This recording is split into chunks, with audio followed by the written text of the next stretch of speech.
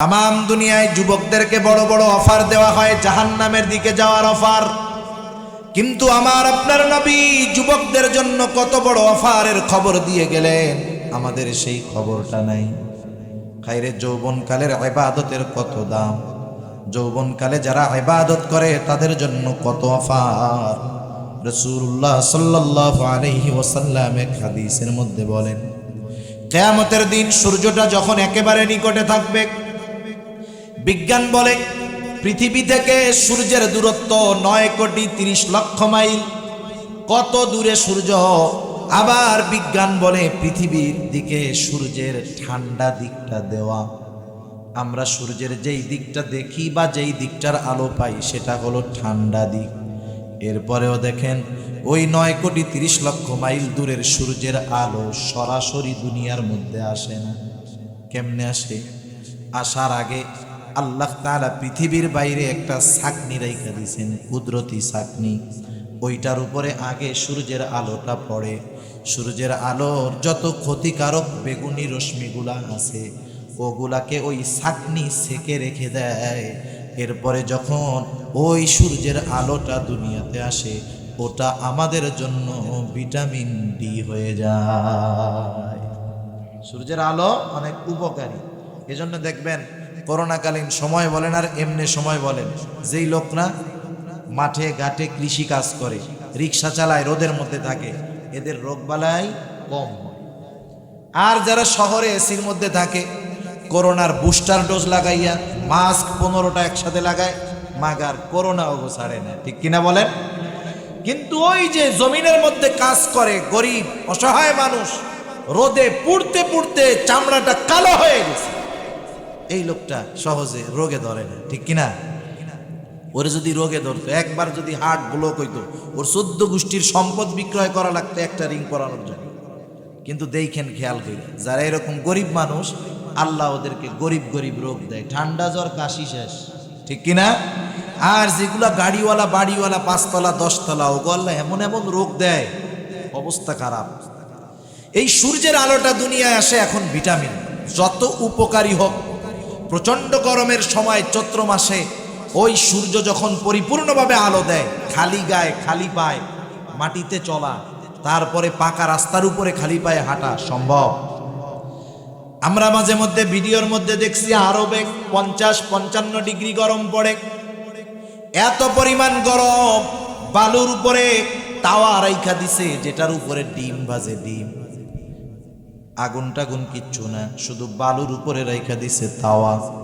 উপরে একটু তেল ঢেলে দিল, 5 মিনিটের মধ্যে তেল টকবক করতেছে গরম, ওর উপরে ডিম দিল, ডিম ভাজা হয়ে যায়। কত গরম! এত দূরের সূর্য, এত দূরের সূর্য, ঠান্ডা দিকের তাপ, এত তাপ। আর কিয়ামতের দিন সূর্যটা একেবারে নিকটে থাকবে, সূর্যের গরম দিকটা হাসরবাসীর দিকে থাকবে। শুধু তাই না, কিয়ামতের জমিনটা তামা তামা হয়ে যাবে।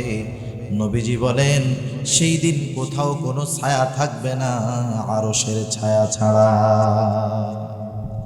আর কোথাও কোনো ছায়া থাকবে না, শুধু আরশের ছায়া থাকবে।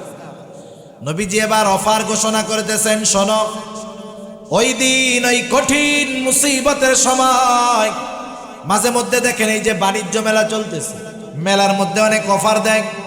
অফারের মধ্যে থাকে 5,000 টাকার মাল যদি কেনা হয়, একটা কুপন দেওয়া হবে। কুপন মেলার শেষে র্যাফেল ড্র হবে, আপনিও জিততে পারেন 5 লক্ষ টাকার গাড়ি। হয় না? মিনিমাম 5,000 টাকার মাল জিনিস কিনলে একটা কুপন পাবেন, ওইটা জমা দিয়া যাবেন, মেলার পরে ড্র হবে। নসিব যদি ভালো থাকে তাইলে আপনি 5 লাখ টাকার গাড়ি পেয়ে যেতে পারেন। এই অফার দেওয়ার পরে কি হয়? বউ খালি স্বামীরে ঠেলে, আরে চলো না 5,000 টাকার মাল কিনি, যদি লেগে যায়, যদি লটারিতে পাওয়া যায়। আরে কিছু প্রয়োজন নাই, এরপরেও আলতু ফালতু কিনা অফারটা গ্রহণ করে। ঠিক কিনা বলেন?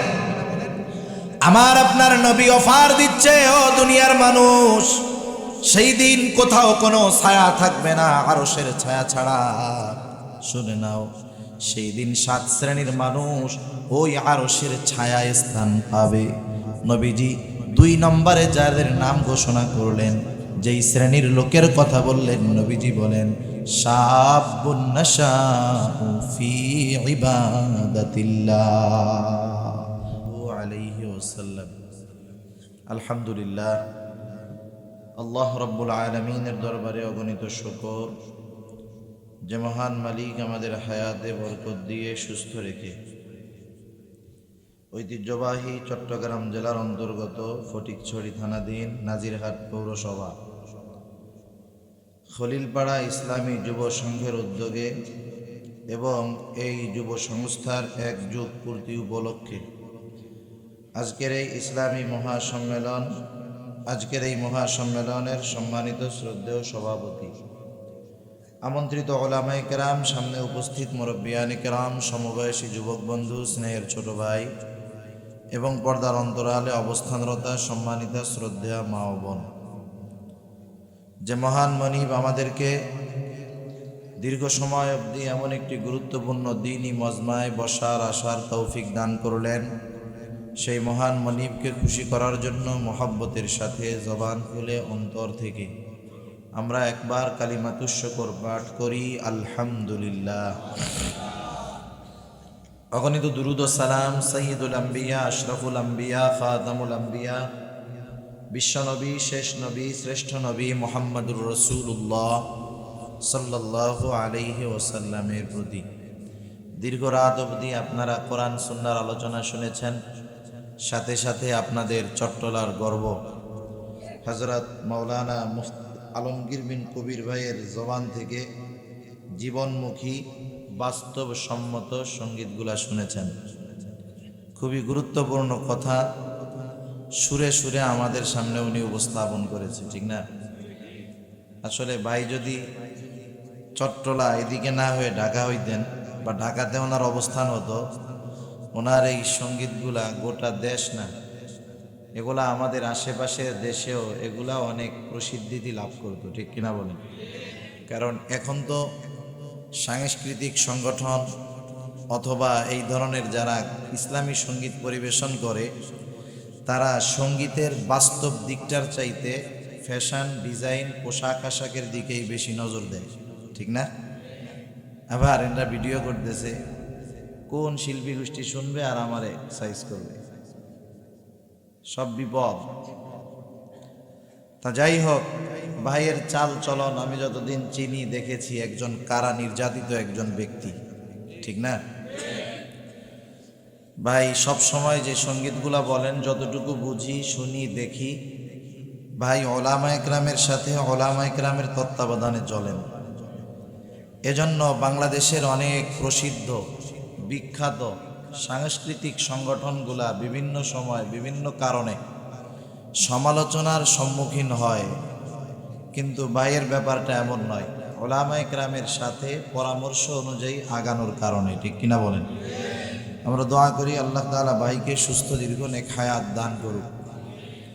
তার আগে ওয়াজ করেছেন হযরত মাওলানা নাজমুল হাসান হাবিবি সাহেব ঢাকা, তারপরে যিনি ওয়াজ করেছেন মুআবি আল হাবিবি হাফিজাহুল্লাহ। আসলে হযরতও খুব বড় মানের একজন আলেম। আজকে হযরতের প্রোগ্রাম প্রশাসনিক কারণে ক্যান্সেল হয়, আগামী দিন হযরতের খেদমতে হযরতের সাথেই আমি একটা প্রোগ্রামে আছি কক্সবাজার, চিন্তা করলাম যে হযরতের সাথেই নিয়ে যাই। এই সুবাদে আপনারাও কিছু বরকত পাইলেন, একজন মুসাফিরের জবান থেকে কিছু ইমানি জজবাওয়ালা কিছু কথা শ্রবণ করারও সুযোগ হলো, ঠিক কিনা বলেন? তা যাই হোক, আলোচনা অনেক হয়েছে, অনেক সময়, আমি আপনাদের বেশি সময় কষ্ট দিব না। আমি পবিত্র কোরআনুল কারীমের অন্যতম প্রসিদ্ধ সূরাতুন নিসা, সূরা নিসা থেকে 58 নম্বর আয়াত তিলাওয়াত করেছি এবং রাসূল আকরাম সাল্লাল্লাহু আলাইহি ওয়াসাল্লামের অগণিত হাদিস থেকে একটা হাদিস পাঠ করেছি, যেই হাদিসটা মুসনাদে আহমদের মধ্যে আছে। একেবারে অল্প সময় এই আয়াত এবং হাদিসকে সামনে রেখে কিছু কথা আল্লাহ তাআলার কাছে বলার তৌফিক চাই, যে কথাগুলো আমার এবং আপনাদের সবার দুনিয়া এবং আখিরাতের জন্য কল্যাণকর হয়। সকলে বলি আমিন। কিছু এলাকার মানুষ আছে যারা ওয়াজ বুঝে, কিছু এলাকার মানুষ আছে এরা শুধু ওয়াজ শুনে, বোঝে না। কারা ওয়াজ শুনে আর কারা ওয়াজ বুঝে এটা ওই এলাকার মাহফিলে কাদের দাওয়াত দেয় এটা দেখেই বোঝা যায়। যারা ওয়াজ শুনতে ভালো লাগে, গান সঙ্গীত টঙ্গীত এগুলা গায় বেশি, এরা কিন্তু আব্দুল বাসেত খানরে দাওয়াত দিবে না, কারণ উনি সঙ্গীতও গাইতে পারে না, খেলাও দেখাইতে পারে না, ঠিক না? ওনারে তারা দাওয়াত দিবে না। ওনাকে দাওয়াত কারা দিবে? যারা ওয়াজ বুঝতে চায়, শুনতে চায়, বুঝতে চায়, আমল করতে চায়, ঠিক কিনা বলেন? কারণ তারা নিজেদের ব্যস্ত সময় এখানে বসে যাওয়ার সময় অ্যানালাইসিস করে, গবেষণা করে, চিন্তা করে, এই যে 3টা ঘন্টা আমি ব্যবসা বাদ দিয়ে, চাকরি বাদ দিয়ে, ঘুম বাদ দিয়ে পরিশ্রম করে যে এখানে বসলাম, আমি আমার জীবনের জন্য কি নিয়ে গেলাম, এটা সে চিন্তা করে। আমি জীবনের জন্য কি নিয়ে আসলাম, যা দিয়ে আমার দুনিয়া সুন্দর হবে, আখেরাত সুন্দর হবে। এরকম কিছু শ্রোতা আছে যারা এখনো আলোচক, ওয়াইজ, দাওয়াত দেওয়ার ক্ষেত্রে সতর্কতা অবলম্বন করে। আলহামদুলিল্লাহ, চট্টগ্রামের কিছু মানুষ, সিলেট বিভাগের কিছু মানুষ এ ব্যাপারে সবচাইতে বেশি অগ্রগামী, ঠিক কিনা বলেন?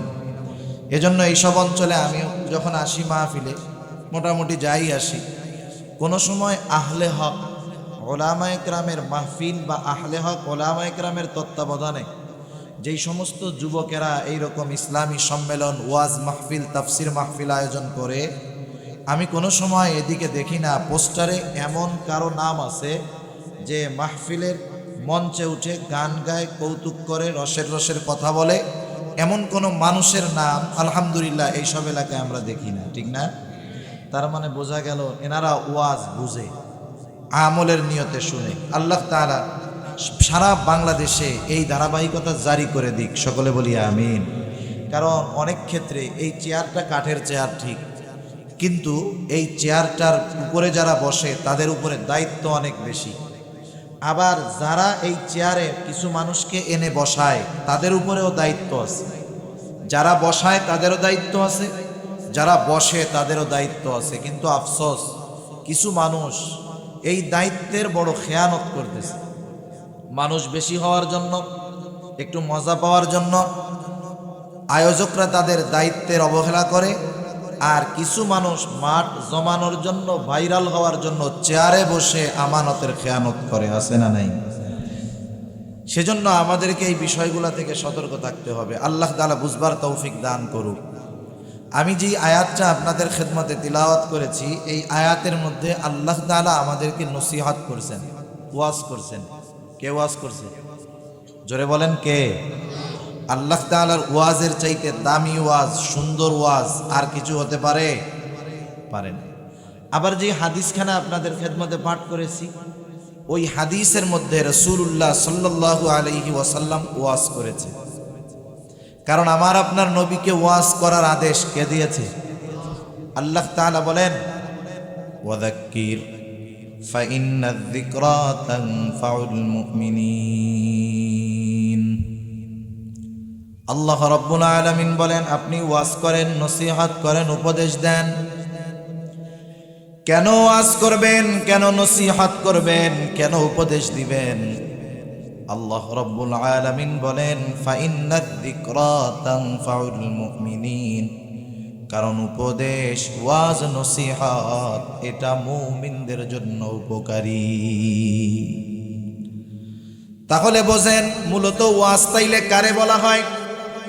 ওয়াজ বলা হয় ওটাকে যেটা আল্লাহ তাআলা কোরআনুল কারীমের মধ্যে করেছেন। ওয়াজ বলা হয় ওটাকে যেটা রাসূলুল্লাহ সাল্লাল্লাহু আলাইহি ওয়াসাল্লাম করেছেন।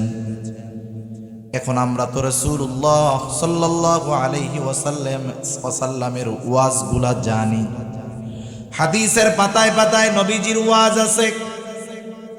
এখন আমি আপনি যদি নবীজির ওয়াজ আর আমাদের বর্তমান সময়ের ওয়াজ, এই দুইটার মধ্যে মিলানোর চেষ্টা করি, বাংলাদেশের অধিকাংশ ওয়াজ নবীজির ওয়াজের সাথে ওয়াজ মিলবে না, ঠিক না? ধরা পড়ে যেতে হবে আমাদের। সেজন্য এই ওয়াজ করা এটা কিন্তু নবীওয়ালা কাজ, বড় দামি কাজ। ওয়াজ শ্রবণ করা বড় দামি কাজ, কারণ এটা সাহাবাওয়ালা কাজ। নবী ওয়াজ করতেন, সাহাবারা ওয়াজ শুনতো। শুধু শুনতো তা নয়, আমলে পরিণত করার জন্য সর্বোচ্চ প্রকার প্রচেষ্টা তারা করত। সেজন্য আমাদের জিন্দেগির মিশন ভীষণ এটাই হবে, আমরা উলামায়ে কেরামের জবান থেকে কোরআন সুন্নাহর আলোকে যেই ওয়াজ নসিহত শুনবো, শুধু শুনবো না, আমল করার চেষ্টাও করব। আল্লাহ রাব্বুল আলামিন কি ওয়াজ করতেছেন একটু খেয়াল দিয়া শুনি। দুইটা বিষয়ের ওয়াজ আল্লাহ তাআলা এই আয়াতের মধ্যে করেন। আল্লাহ তাআলা এক নম্বরে বলেন, ইন্নাল্লাহা ইয়া'মুরুকুম আন তুআদ্দুল আমানাতি ইলা আহলিহা। আল্লাহ রাব্বুল আলামিন আদেশ করতেছেন, ইন্নাল্লাহা ইয়া'মুরুকুম। আল্লাহ রাব্বুল আলামিন বলেন, নিশ্চয় আল্লাহ তাআলা তোমাদেরকে আদেশ করতেছেন, আন তুআদ্দুল আমানাতি ইলা আহলিহা। আমানতের হকদার যে, তার কাছে তোমরা তার আমানতটাকে ফিরায় দাও। হকদারের কাছে তার আমানত ফিরায় দাও, এক নম্বর ওয়াজ। এরপরে আল্লাহ তাআলা বলতেছেন, যারা বিচার করো, আন তুআদ্দুল আমানাতি ইলা আহলিহা ওয়া ইদা হাকামতুম বাইনান নাসি আন তাহকুমু বিল আদল। আর যারা মানুষের মধ্যে বিচার আচার করো, সালিশ বিচার করো, তারা ন্যায় বিচার করো, ন্যায় বিচার করো। কয়টা ওয়াজ আল্লাহ তাআলা করলেন? এই দুইটা ওয়াজ আল্লাহ তাআলা করার পরে বলতেছেন, ওয়া ইদা হাকামতুম বাইনান নাসি আন তাহকুমু বিল আদল ইন্নাল্লাহা নি'ম্মা ইয়া'iদুকুম বিহি। আল্লাহ তাআলা তোমাদের কতই না সুন্দর ওয়াজ করেছেন। আবার আল্লাহ তাআলা বলেন, ইন্নাল্লাহা কানা সামিআম বাসীরা। এই ওয়াজগুলা তোমরা কি ঠিকমতো আমলে পরিণত করো কি করো না? তোমরা কি করো কি করো না? আল্লাহ তাআলা সব দেখেন, সব শুনেন। সুবহানাল্লাহ। তাহলে এই আয়াতে আল্লাহ তাআলার ওয়াজ কয়টা? জোরে বলেন। এক নাম্বার ওয়াজ, আমানত তার হকদারের কাছে ফিরায় দাও। রাসূল আকরাম সাল্লাল্লাহু আলাইহি ওয়াসাল্লাম ওয়াজ করতেছেন। আমি যে হাদিসখানা আপনাদের খেদমতে পাঠ করেছি, ওই হাদিসের মধ্যে রাসূলুল্লাহ সাল্লাল্লাহু আলাইহি ওয়াসাল্লাম আমাদেরকে 4টা ওয়াজ করেছেন। কয়টা ওয়াজ? জোরে বলেন কয়টা? 4টা ওয়াজ করেছেন আল্লাহর নবী। নবীজি বলেন, মুসনাদে আহমদের হাদিস, সহিহ বর্ণনা, নবীজি বলেন, আরবাউন ইদা কুন্না ফিকা ফালা আলাইকা মা ফাতাকাদ দুনিয়া। নবীজি বলেন, 4টি জিনিস তোমাদের যদি কারো মধ্যে থাকে, তোমাদের কারো মধ্যে যখন 4টি জিনিস থাকবে, ফালা আলাইকা মা ফাতাকা মিনাদ দুনিয়া, তার যদি দুনিয়াতে আর কোনো কিছু নাও থাকে, তাতে তার কিছু আসে যায় না। কয়টা জিনিস থাকলে? 4টা জিনিস। এক নাম্বার, নবী আমার বলেন, হিফযু আমানাতিন, আমানতের হেফাজত তথা আমানতদারিতা যদি তোমাদের মধ্যে থাকে, এত গুরুত্বপূর্ণ একটি বিষয়, তাহলে দুনিয়াতে আর কিছু যদি নাও থাকে, কিছু আসে যায় না। আবার আল্লাহ তাআলা আদেশ করলেন, দুনিয়ার মানুষ, তোমরা তোমাদের আমানতগুলা তাদের হকদারের কাছে পৌঁছায় দাও। তাহলে আমানতের খেয়ানত না করার ওয়াজ আল্লাহ তাআলা করলেন। আবার আমানতদার হওয়ার ওয়াজ রাসূলুল্লাহ সাল্লাল্লাহু আলাইহি ওয়াসাল্লাম করলেন। কত গুরুত্বপূর্ণ একটি বিষয় আমানতদারিতা। রাসূলুল্লাহ সাল্লাল্লাহু আলাইহি ওয়াসাল্লাম এক হাদিসের মধ্যে বলেন, লা ঈমানা লিমান লা আমানাতা লাহ। নবীজি বলেন, যার মধ্যে আমানতদারিতা নাই, তার মধ্যে ঈমান নাই। কত গুরুত্বপূর্ণ একটি বিষয় হলো আমানত। কত গুরুত্বপূর্ণ বিষয় আমানতদারিতা, যে আমার আপনার নবী এই আমানতদারিতাকে নবীজি ঈমানের সাথে সম্পর্কিত বলে জানায় দিয়েছে। আমানতদারিতার সম্পর্ক কিসের সাথে? ঈমানের সাথে। কথা বুঝতেছেন? কষ্ট হইতেছে না তো? বুঝতেছেন তো? তাহলে একটু জবাব দিয়েন। মাইক সিস্টেম সেটিং ভালো হয় না, বাইরের আওয়াজ ভেতরে আসবে। ভেতরের মাইকের আওয়াজ শুধু ভেতরে থাকবে, সিস্টেম হবে ওইটা, ওই বাইরের আওয়াজ আসতেছে। আর স্টেজে এইসব মাইক দিবেন না, আরো কোয়ালিটিফুল মাইক ইউজ করবেন স্টেজে, স্টেজের আওয়াজ ভালো না।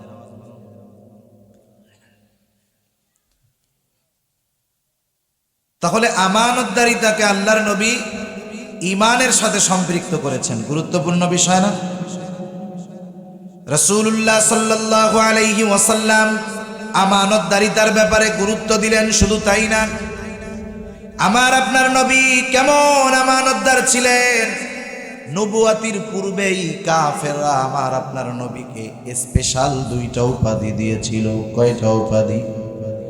স্পেশাল 2টা উপাধি দিয়েছে। একটা হলো সাদিক, একটা হলো আমিন, একটা হলো সত্যবাদী, আর একটা হলো আমানতদার। এই 2টা উপাধি আমার আপনার নবীকে কাফেররা দিয়েছিল।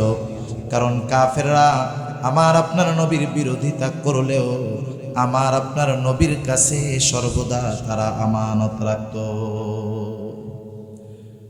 রাসূলুল্লাহ সাল্লাল্লাহু আলাইহি ওয়াসাল্লামের বিরোধিতা করলেও নবীজির কাছে কাফেররা আমানত রাখত।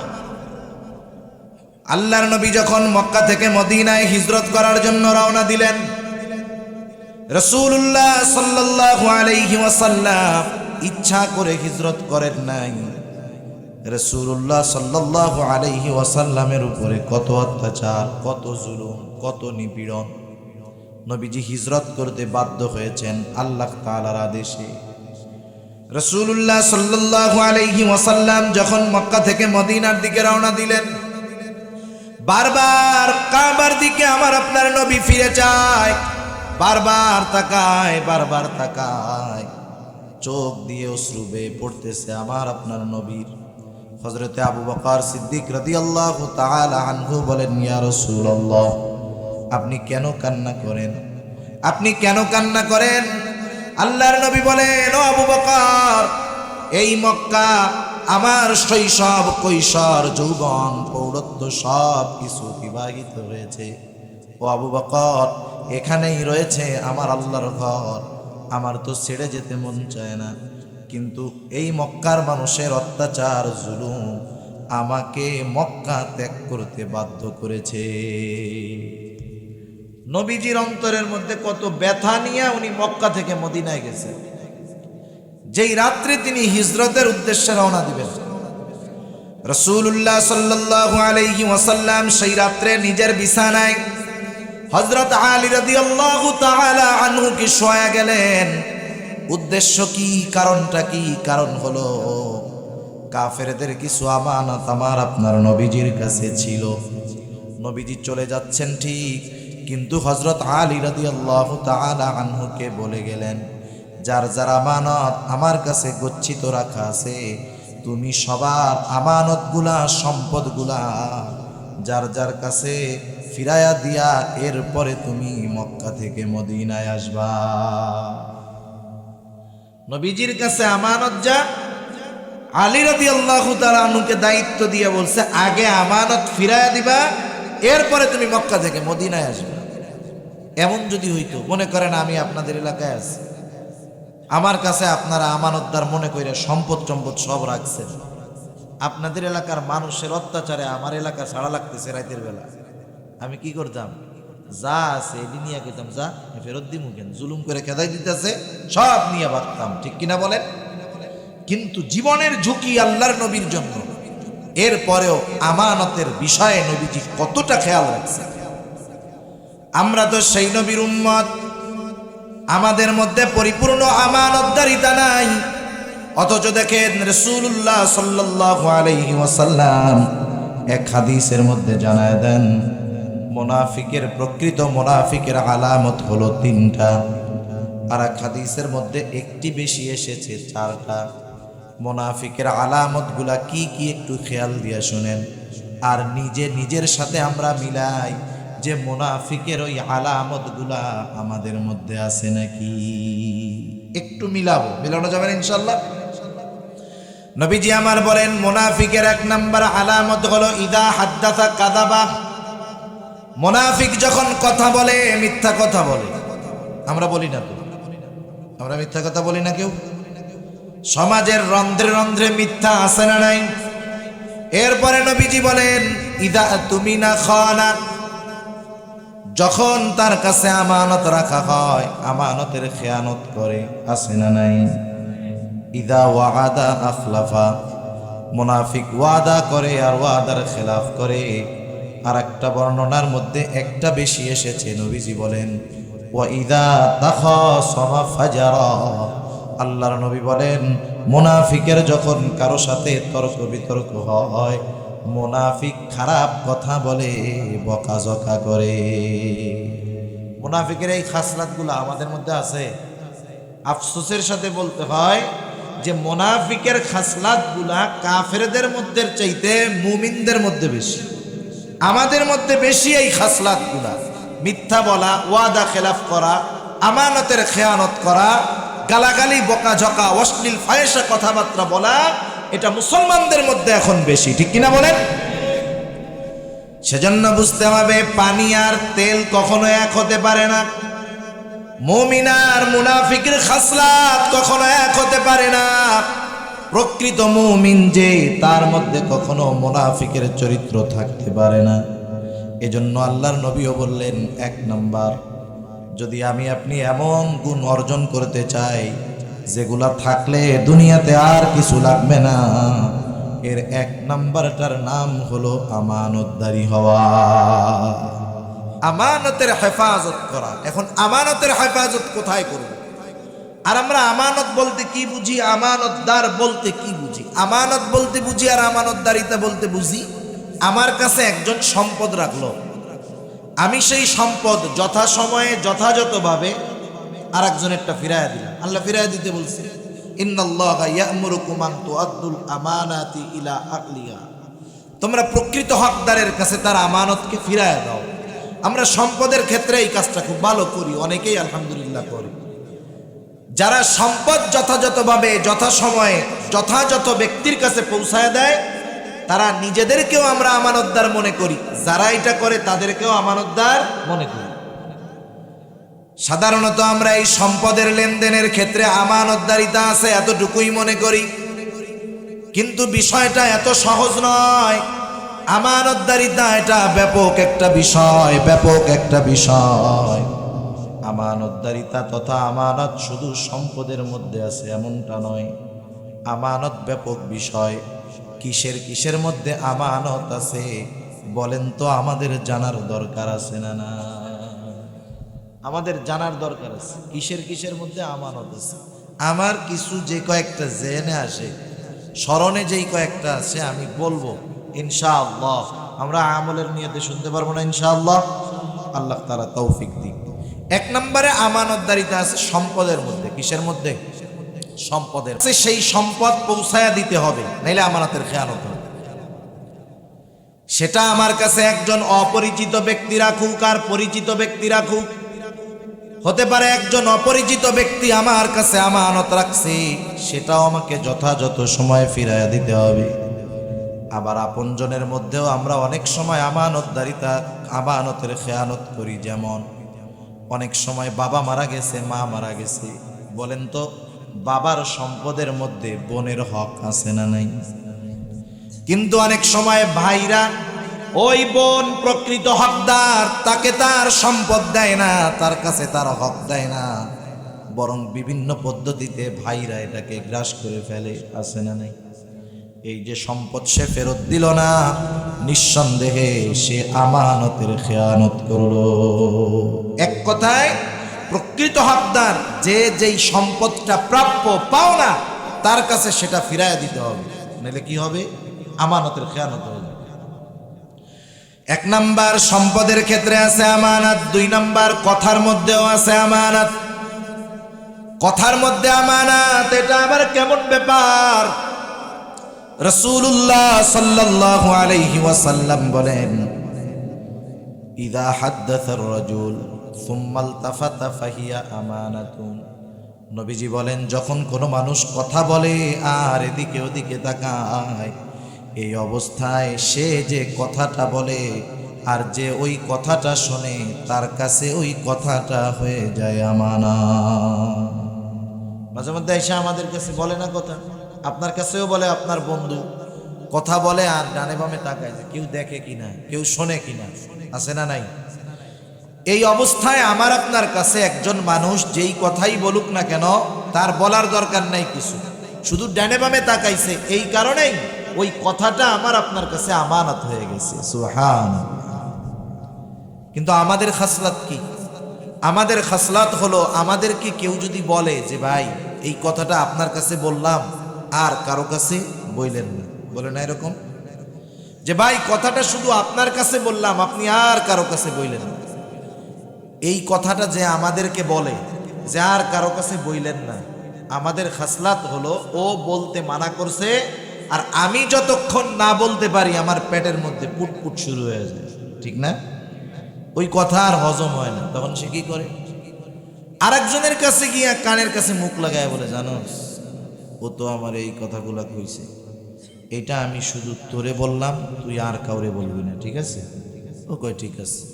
এখন বলেন, প্রথমজন তার রোগ এবার আরেকজনের মধ্যে ঢুকাইয়া দিল, ঠিক কিনা?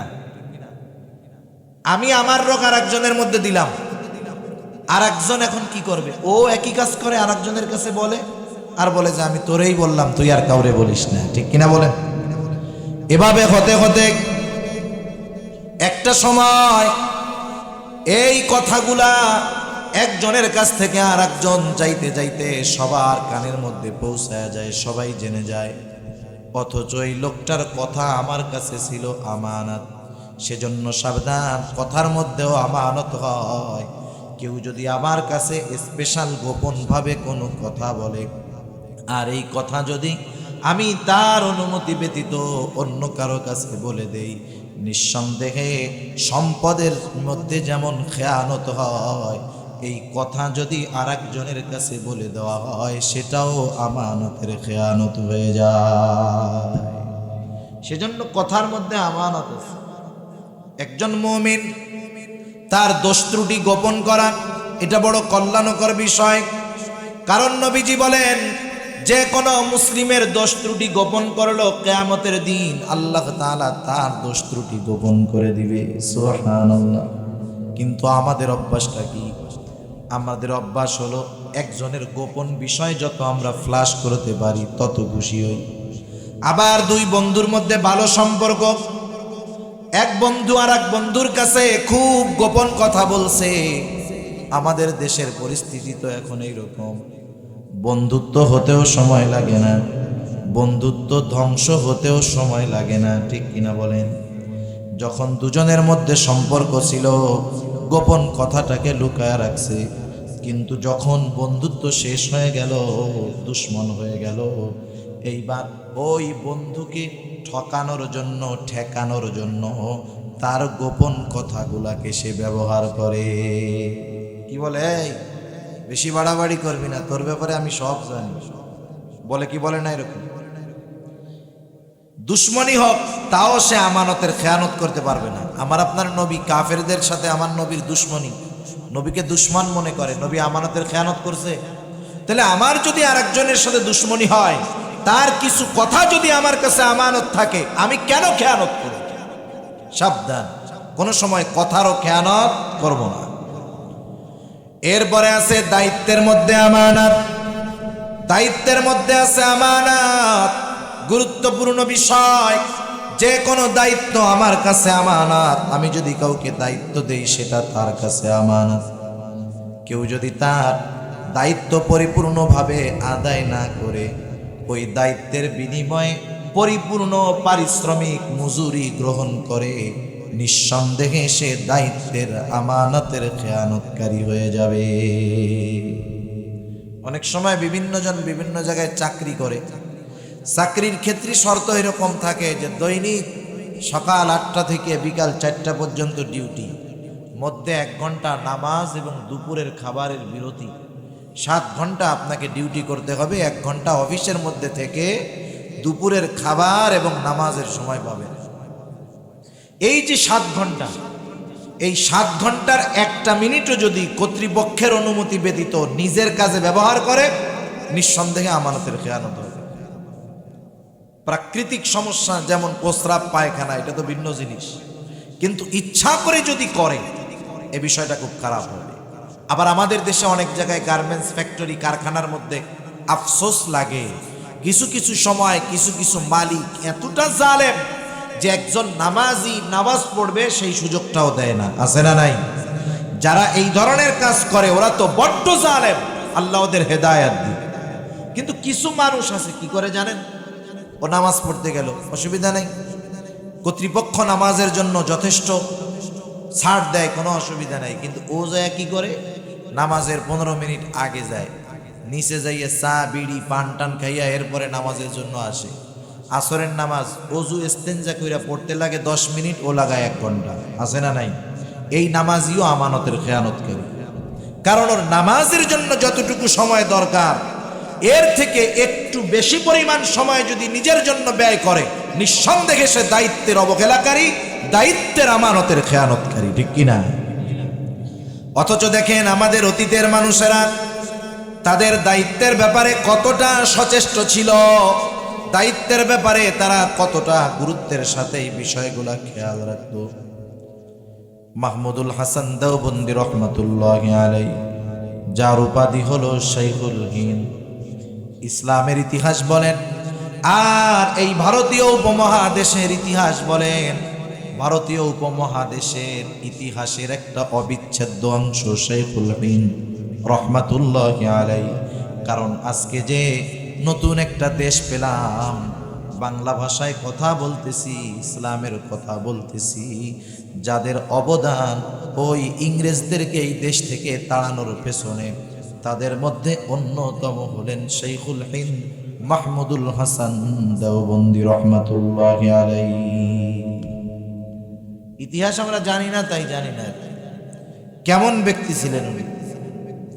উনি যখন বার্ধক্যে উপনীত হলেন, বুড়া হয়ে গেছেন, বয়স অনেক বেশি হয়ে গেছে।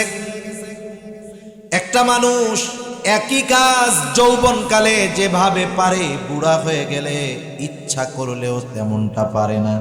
ঠিক না? একটা যুবক মানুষ 10 কেজি 20 কেজি 50 কেজি উঠাইতে কষ্ট হয় না, কিন্তু 70 বছরের বৃদ্ধ মানুষ উঠানোর ইচ্ছা করলেও কিন্তু উঠাইতে পারে না। শাইখুল হিন্দ রহমাতুল্লাহি আলাইহি বৃদ্ধ হয়ে গেছে, পরিবারের লোকের সংখ্যা বেড়ে গেছে, খরচ বেড়ে গেছে। দারুল উলুম দেওবন্দের মজলিসে শুরার মধ্যে আলোচনা হলো যে শাইখুল হিন্দ রহমাতুল্লাহি আলাইহির পরিবারের খরচটা বেড়ে গেছে। তৎকালীন সময় ওনার বেতন ছিল 10 টাকা।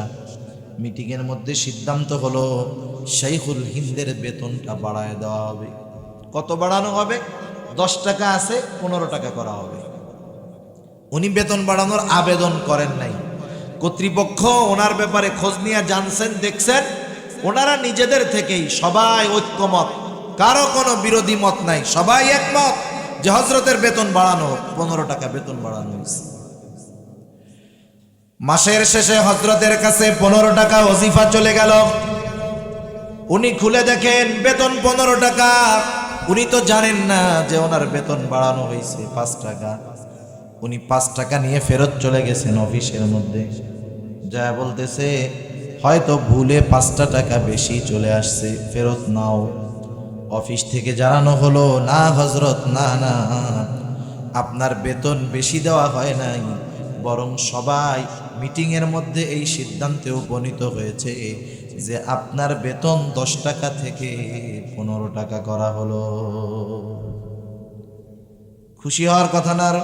যে আমি তো বলি নাই, এরপরেও আমার বিষয়টা এনারা খেয়াল রাখছে। যাক, সবাইকে ধন্যবাদ। বর্তমান জামানায় যদি এরকম হয়, যারা চাকরিজীবী আছেন খুশি হবেন না ভাই? কত খুশি। হ্যাঁ, বাড়াই দিচ্ছে। উনি কি বললেন? উনি বললেন যে শোনো, বেতন বাড়ানো লাগবে না। আমি এক সময় যুবক ছিলাম, আমাকে যেই দায়িত্ব দেওয়া হয়েছিল সেই দায়িত্ব আমি যথাযথভাবে পালন করতে পারতাম, কিন্তু এখন আমার বয়স অনেক হয়ে গেছে, আমি বৃদ্ধ হয়ে গেছি, আগের মতো আমি আমার দায়িত্বটা পালন করতে পারি না। আমার তো মন চায়, তোমরা তো বেতন বাড়ায় দিছো, আমার তো মন চায়, আমি বুড়া হয়ে গেছি, আগের মতো দায়িত্ব পালন করতে পারি না, আমার মন চায় আমার 10 টাকা থেকে আরো যদি 5টা টাকা ফিরাইয়া দিতে পারতাম তাহলে ভালো হতো। অথচ দেখেন, একজন মানুষ যদি যৌবনে তার দায়িত্ব যথাযথভাবে পালন করে, বার্ধক্যজনিত কারণে সে যদি দায়িত্ব পালন নাও করতে পারে, এর জন্য তাকে দোষারোপ করার কোনো সুযোগ নাই। ইসলামেও এটা, দুনিয়ার নিয়মেও এটা। দুনিয়ার নিয়মে কোনটা? একজন সরকারি চাকরি করে, 18 বছরে সরকারি চাকরিতে ঢুকছে, 59 বছর পর্যন্ত সরকারের সার্ভিস দিছে, ঠিক না? একজন মানুষ 18 বছরে যৌবনের প্রারম্ভে সরকারি চাকরি শুরু করলো, 59 বছর বয়স সে বার্ধক্যে এসে চাকরি ছেড়ে দিল। সরকার প্রতি মাসে তাকে বেতন দিছে, রেশন দিয়েছে। এখন এই 59 বছর বয়স, এই সময় যদি সরকার তাকে চাকরি থেকে অব্যাহতি দিয়ে বাড়ি পাঠায়া দিত, এই 59 বছরের লোক যদি কোনো জায়গায় যায় চাকরি করতে চায়, তারে নিবে? বলবো আপনি তো ওল্ড, রিজেক্ট, আপনারা দিয়ে কাজ হবে না। আপনি চাউলের বস্তা মাথায় নিতে পারবেন না, আপনি এই কাজ করতে পারবেন না, আপনি মুরব্বী, আমার এই জায়গায় থাকলে আপনি বয়স বেশি, আপনাকে আমি আদেশ করতে পারবো না, সুতরাং কোনো চাকরি বাকরি আমি দিতে পারবো না আপনারে। তাহলে দেখেন, 59 বছর বয়সে চাকরি ছেড়ে আসার পর ওনার বেকার বসে থাকা লাগতো, বাকি জীবন কষ্টে অতিবাহিত হইতো, ঠিক কিনা? কিন্তু গভর্নমেন্ট ওনার প্রতি রহম করলো কেমনে? কেমন জানি সরকার বলতেছে, শোনো, তুমি 18 বছর বয়স থেকে 59 বছর বয়স পর্যন্ত তোমার জীবনের সবচাইতে গুরুত্বপূর্ণ সময়টা আমার দায়িত্বগুলা যথাযথভাবে পালন করেছো, এখন বুড়া হয়ে গেছো, কোনো চিন্তা করো না, চাকরি থেকে অব্যাহতি দিলাম ঠিক, কাজ করা লাগবে না, বাকি জীবন তুমি বসে থাকবা, মাস শেষে অটোমেটিক তোমার অ্যাকাউন্টে বেতন চলে যাবে। সরকারি চাকরি যারা করে, অবসর নেওয়ার পরে এককালীন মোটা অঙ্কের টাকা পায়, আবার প্রতি মাসে মাসে একটা ভাতা তার জন্য থাকে কি থাকে না? এটা তো দুনিয়ার এক নিজাম। আল্লাহ তাআলার নিজাম কত সুন্দর! সেজন্য যেই মানুষগুলা যৌবনকালে যথাযথভাবে ইবাদত করে, যৌবনে যেই ইবাদতগুলা যথাযথভাবে ধারাবাহিকভাবে করতো, বলেন তো বুড়াকালে কি ওইরকম পারবে নাকি? মন চাইলেও কিন্তু পারবে না। নবীজি কত সুন্দর কথা জানায় দেন, যৌবনে যারা যেই ইবাদতগুলা ধারাবাহিকভাবে করতো, বার্ধক্যকালীন কারণে সে যদি সেগুলা নাও করতে পারে, শুধু মনের মধ্যে আফসোস, আহারে যৌবনকালে পারতাম, এখন পারি না। এই আফসোসের কারণেই আল্লাহ রাব্বুল আলামিন ওই বুড়া মানুষ বিছানায় শুয়ে থাকবে, আর যৌবনকালে এক্সট্রা যে ইবাদতগুলা করত, ওইগুলার সওয়াব অটোমেটিক তার আমল নামায় যোগ হয়ে যাবে। এটা আল্লাহর পক্ষ থেকে একটা অফার। যুবকদের অফার দেয় না, বিভিন্ন রকমের অফার। সারা দুনিয়ার মধ্যে যুবকদেরকে অনৈতিকতা, অশ্লীল, বেহায়াপনার দিকে আহ্বান করতেছে বিভিন্ন অফার। মোবাইলের অফারগুলা বুড়া মানুষ কেন্দ্রিক নাই, সব যুবক কেন্দ্রিক। আরে 8 জিবি, 10 জিবি, 100 জিবি ইন্টারনেট বুড়াদের লাগে না, সব যুবকদের লাগে, ঠিক কিনা বলেন? তামাম দুনিয়ায় যুবকদেরকে বড় বড় অফার দেওয়া হয়, জাহান্নামের দিকে যাওয়ার অফার। কিন্তু আমার আপনার নবী যুবকদের জন্য কত বড় অফারের খবর দিয়ে গেলেন, আমাদের সেই খবরটা নাই। খাইরে যৌবনকালের ইবাদতের কত দাম, যৌবনকালে যারা ইবাদত করে তাদের জন্য কত অফার।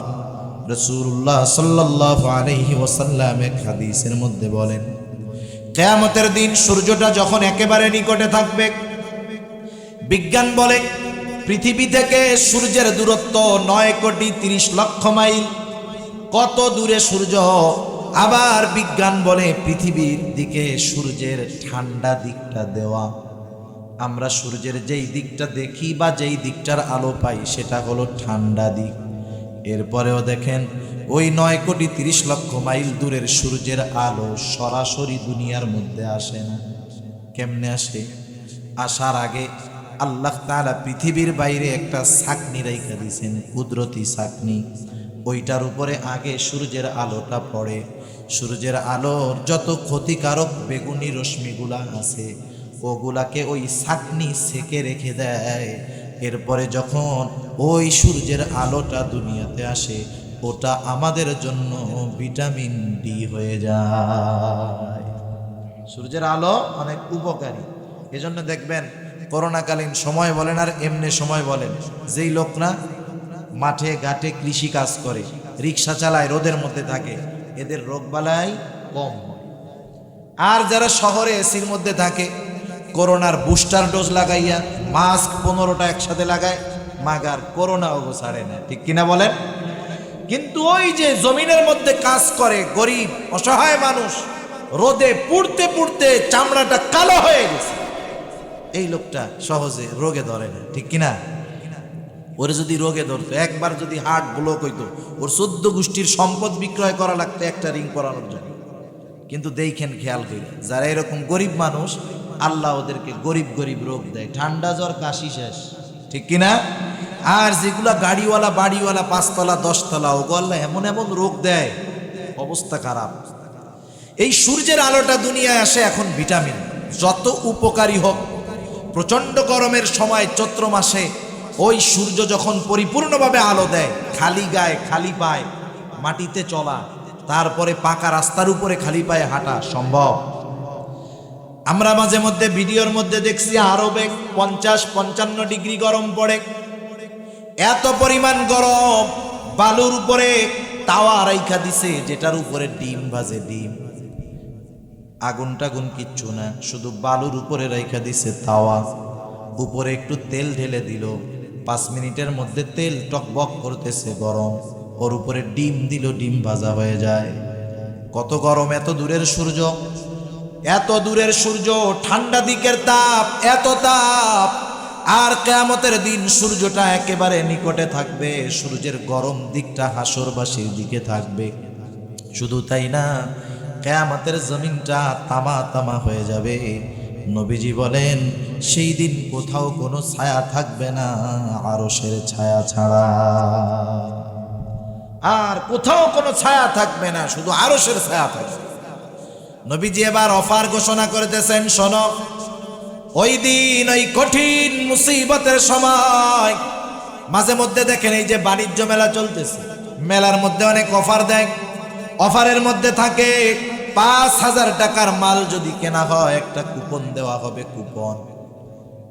মেলার শেষে র্যাফেল ড্র হবে, আপনিও জিততে পারেন 5 লক্ষ টাকার গাড়ি, হয় না? মিনিমাম 5,000 টাকার মাল জিনিস কিনলে একটা কুপন পাবেন, ওইটা জমা দিয়া যাবেন, মেলার পরে ড্র হবে, নসিব যদি ভালো থাকে তাইলে আপনি 5 লাখ টাকার গাড়ি পেয়ে যেতে পারেন। এই অফার দেওয়ার পরে কি হয়, বউ খালি স্বামীরে ঠেলে, আরে চলো না 5,000 টাকার মাল কিনি, যদি লেগে যায়, যদি লটারিতে পাওয়া যায়, আরে কিছু প্রয়োজন নাই, এরপরেও আলতু ফালতু কিনা অফারটা গ্রহণ করে, ঠিক কিনা বলেন? আমার আপনার নবী অফার দিচ্ছে, ও দুনিয়ার মানুষ, সেই দিন কোথাও কোনো ছায়া থাকবে না আরশের ছায়া ছাড়া। শুনে নাও, সেই দিন 7 শ্রেণীর মানুষ ওই আরশের ছায়ায় স্থান পাবে। নবীজি 2 নম্বরে যাদের নাম ঘোষণা করলেন, যেই শ্রেণীর লোকের কথা বললেন, নবীজি বলেন, শাবুন নাশাউ ফি ইবাদাতিল্লাহ। ওই যুবক যে তার যৌবন ইবাদতের মাধ্যমে অতিবাহিত করছে, সুবহানাল্লাহ। তাহলে এর চাইতে বড় অফার একজন মুসলিম যুবকের জন্য আর কিছু হতে পারে? সেজন্য যৌবনকালে যদি ইবাদত করা হয়, বার্ধক্যকালে অটোমেটিক অ্যাকাউন্টে সওয়াব জমা হইতে থাকে। যে কথার থেকে গেলাম, মাহমুদুল হাসান দেওবন্দি রহমাতুল্লাহি আলাইহি, দেখেন দায়িত্বের ব্যাপারে কতটা সচেতন ছিলেন। যে বেতন বাড়ানো হলো, উনি বললেন, আমি বুড়া হয়ে গেছি, আগের মতো দায়িত্ব পালন করতে পারি না মন চাইলেও, এই জন্য আমার মন চায়, তোমরা তো বেতন বাড়াইলা, আমার মনটা চায় যে আমি আরো যদি 5 টাকা ফেরত দিতে পারতাম ভালো লাগতো। দায়িত্বের ব্যাপারে কতটা সচেতন তারা ছিল। সেজন্য যে কোনো দায়িত্ব আমাদের কাছে আমানত, ছোটখাটো দায়িত্ব এটাও আমানত। মনে করেন এই যে মাহফিলের আয়োজন করছে না, কত সুন্দরভাবে যুবকরা, আল্লাহ কবুল করুক। প্রত্যেকের এক একটা দায়িত্ব দেওয়া আছে না, যে তোমার দায়িত্ব ওই জায়গায়, তোমার দায়িত্ব স্টেজে, তোমার দায়িত্ব উপস্থাপনায়, এই ক্ষেত্রেও যদি কেউ কারো দায়িত্বের অবহেলা করে অবশ্যই আমানতের খেয়ানত হবে। এরকম প্রত্যেকটা ক্ষেত্রে সেজন্য দায়িত্ব নেওয়ার আগে চিন্তা করতে হবে, দায়িত্ব যত বড় এর খেয়ানতটা তত বড় হয়। রাষ্ট্রের দায়িত্ব আমানত, রাষ্ট্রের সম্পদ আমানত। একটা সময় তো মানুষ দায়িত্ব নিতে চাইতো না। এক সাহাবীর ব্যাপারে এমন বর্ণনা আছে, সে জানতে পারলো তাকে বড় একটা রাষ্ট্রীয় দায়িত্ব দেওয়া হবে। সে শুধু খবর পাইছে যে তাকে বড় একটা দায়িত্ব দেওয়া হবে রাষ্ট্রের। সে চিন্তায় পড়ে গেল, কি করা যায়, আমাকে যদি দায়িত্ব দেয় আর আমি যদি সেই দায়িত্ব পালন না করতে পারি কিয়ামতে কি হবে। এই চিন্তা করে রাত পোহাবার আগেই এলাকা ছেড়ে সে নির্জনে গিয়ে বসবাস করা শুরু করে দিয়েছে। ভয় যে আমার দায়িত্ব যদি দেয়, আমি যদি এই দায়িত্ব পালন না করতে পারি আল্লাহর কাছে কি জবাব দিব, ভয়ে এলাকা থেকে পালাইছে। আর এখনকার জামানা এর ব্যতিক্রম। কি করে? দায়িত্ব নেওয়ার জন্য কোটি কোটি টাকা ব্যয় করে। ঠিক কিনা বলেন? অনেক জায়গায় শুনছি আর কি, দেখি নাই, আমি জানিও না। এলাকার যেই এলাকার ঘটনা সে এলাকার মানুষ এরকম বলছে, হুজুর আমাকে এলাকায় যারা চেয়ারম্যান নিতে দাঁড়াইছে না, এরা নমিনেশন পাওয়ার জন্য 5 কোটি টাকা ব্যয় করছে। 5 কোটি টাকা দায়িত্ব নেওয়ার জন্য এরা সম্পদ ব্যয় করে, মারামারি করে, কাটাকাটি করে, খুনোখুনি করে। আর সাহাবারা ভয়ে দায়িত্ব নিত না, পালায়া চলে যায়। এখন তো মানুষ চিন্তা করে, হায় রে, কোনো মতে যদি দায়িত্ব নিয়ে এলাকার মেম্বার হওয়া যায় তাইলে আমার আর কে টাকায়, আমি খামো, আমার পরের 3 পুরুষ না হইয়া গেছে। ঠিক কিনা বলেন? সামান্য একজন মেম্বারের চিন্তা অনেক ক্ষেত্রে এরকম হয়। অথচ খলিফাতুল মুসলিমিনদের ইতিহাস কেমন ছিল? রাষ্ট্রীয় খাজানা তাদের হাতে ছিল, কিন্তু কেমন ছিল জীবন তাদের? রাষ্ট্রের দায়িত্ব তারা কেমনে পালন করত, রাষ্ট্রের সম্পদের হেফাজত তারা কেমনে করত। দেখেন, আমি আগেই বললাম, দায়িত্ব যত বড় খেয়ানত তত বড়। কেমনে? মনে করেন একটা ওয়ার্ডে 100 জন মানুষের গম আসছে। অনেক সময় বিজিএফ এর কার্ড, গরিবদেরকে কিছু কার্ড দেওয়া আছে না, এগুলা তো গরিবের হক, এগুলা সর্বশেষ বন্টন হয় ওয়ার্ডে মেম্বারের মাধ্যমে। আলহামদুলিল্লাহ, দুনিয়াতে এখন অনেক সৎ মানুষ আছে এখনো, যারা যথাযথভাবে গরিবের হক তাদের কাছে পৌঁছায়া দেয়। আবার অনেকে কি করে, চিন্তা করে যে 100 জন তো, এক একজনের কাছ থেকে যদি 1 কেজি কইরাও মাইরা দেই, 100 কেজি কম না, 100 কেজি লাগবে না। এই 100 জনের মধ্যে তাদের সম্পদ বন্টন হওয়ার আগে একটা গম যদি চুরি করে, কয়টা গম? 100 মনের কথা বাদ দেন, মাত্র একটা গম যদি সে অন্যায়ভাবে সরায়, বন্টন হওয়ার আগে ওই 100 গমের একটা গমের মধ্যে হক আছে 100 জনের। কত জনের? তাহলে একটা গম যদি সে সরাইলো, 100 জনের খেয়ানত করলো, 100 জনের হক নষ্ট করলো। শুধু হক নষ্ট করলো না, তাকে যেই দায়িত্ব দেওয়া হয়েছিল সেই দায়িত্বের আমানতের খেয়ানত সে করলো। এই কাজটা যদি চেয়ারম্যান করে তাইলে আরো বেশি বান্দার হক নষ্ট করা হবে। এমপি সাহেব যদি করে তাইলে এই আসনে যত মানুষ আছে তাদের হক নষ্ট করা হবে। রাষ্ট্রীয় প্রধান যদি করে তাহলে একটা টাকা যদি রাষ্ট্রের খেয়ানত করে, সেই দেশের যত মানুষ আছে সব মানুষের হক নষ্ট করা হবে। সেজন্য দায়িত্ব বড় জটিল জিনিস। আমানতের খেয়ানত যেমন হয়, বান্দার হক নষ্ট তেমন হয়। এজন্য রাসূলুল্লাহ সাল্লাল্লাহু আলাইহি ওয়াসাল্লাম সতর্ক করেছেন, শোনো, তোমরা সেই দিন আসার পূর্বে সতর্ক হয়ে যাও, যেই দিন আল্লাহ তাআলা বাদী বিবাদীর মধ্যে ফয়সালা করে দিবেন। সেই দিন আসার পূর্বে তোমরা যদি অন্যায়ভাবে কাউকে একটা কথার দ্বারাও কষ্ট দিয়ে থাকো, ওই দিন আসার আগে তোমরা তার কাছে ক্ষমা চেয়ে নাও। কেউ যদি অন্যায়ভাবে একজনকে কথার দ্বারা কষ্ট দেয়, কিয়ামতের দিন এই কষ্ট দেওয়ার বদলা আল্লাহ তাআলা নেকির মাধ্যমে দেওয়া হবে। একদিন রাসূলুল্লাহ সাল্লাল্লাহু আলাইহি ওয়াসাল্লাম সাহাবাদেরকে জিজ্ঞাসা করতেছে, বলো তো কিয়ামতের দিন সবচাইতে নিঃস্ব হবে কে? সাহাবারা বলল, আল্লাহ এবং তার রাসূল ভালো জানে। নবীজি বললেন, শোনো, কিয়ামতের দিন সবচাইতে নিঃস্ব হবে ওই ব্যক্তি যার নামাজের অভাব নাই, রোজার অভাব নাই, দান সদকার অভাব নাই, কিন্তু তার মধ্যে একটা বিষয়ের ত্রুটি ছিল, সেটা হলো সে বান্দার হক নষ্ট করত। বান্দার হক নষ্ট করার কারণে সে কিয়ামতের দিন সবচাইতে নিঃস্ব ব্যক্তি হবে। সেজন্য দায়িত্বশীল যারা আছে, রাষ্ট্রের বলেন আর বিভিন্ন জায়গার বলেন, এদের দ্বারা শুধু আমানতের খেয়ানত হয় না, বরং বিপুল এক জনগোষ্ঠীর হক নষ্ট করা হয়, ঠিক কিনা? খলিফাতুল মুসলিমিন হযরত আবু বকর সিদ্দিক রাদিয়াল্লাহু তাআলা আন, রাসূলুল্লাহ সাল্লাল্লাহু আলাইহি ওয়াসাল্লামের পর খেলাফতের দায়িত্ব সর্বপ্রথম তার কাঁধে ছিল। প্রথমে যখন ওনাকে খেলাফতের দায়িত্ব দেওয়া হলো, উনি বললেন, আমি যদি খেলাফতের দায়িত্ব পালন করি তাহলে আমার পরিবারের খাবারের খরচ জোগাড় করবে কে? আমি রাষ্ট্রীয় দায়িত্ব নিতে রাজি আছি, তবে একটা শর্ত, আমি রাষ্ট্রের দায়িত্ব পালন করব আর কিছু সময় আমি আমার ব্যবসার কাজে সময় দিব।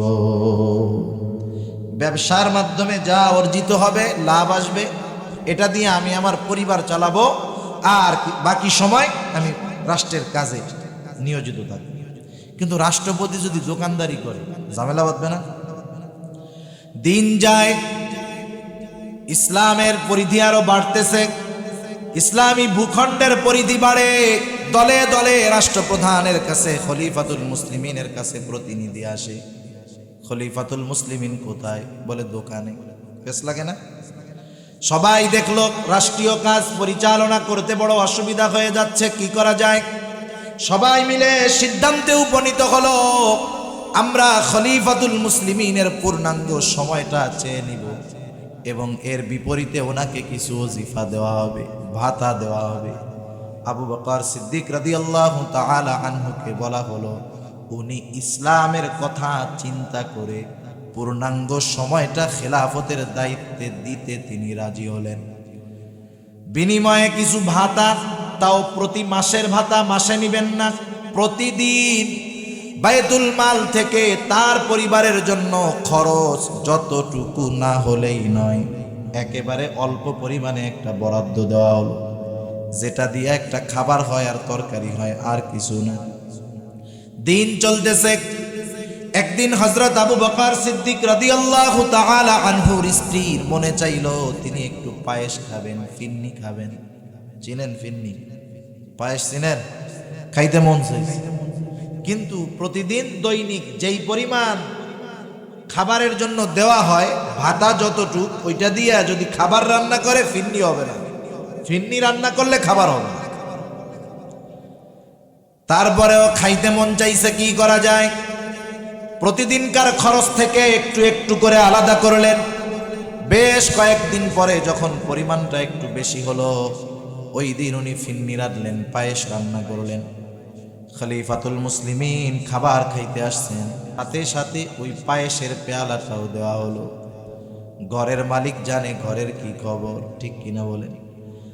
আবু বকর সিদ্দিক রাদিয়াল্লাহু তাআলা আনহু জানেন, আমার পরিবারের জন্য রাষ্ট্র থেকে যতটুকু ভাতা নেওয়া হয় তা দিয়ে খাবার রান্না করলে পায়েস হবে না, পায়েস রান্না করলে খাবার হবে না। স্ত্রীকে জিজ্ঞাসা করতেছে, প্রতিদিন তো এই খাবার, আজকে পায়েস পাইলা কোথায়?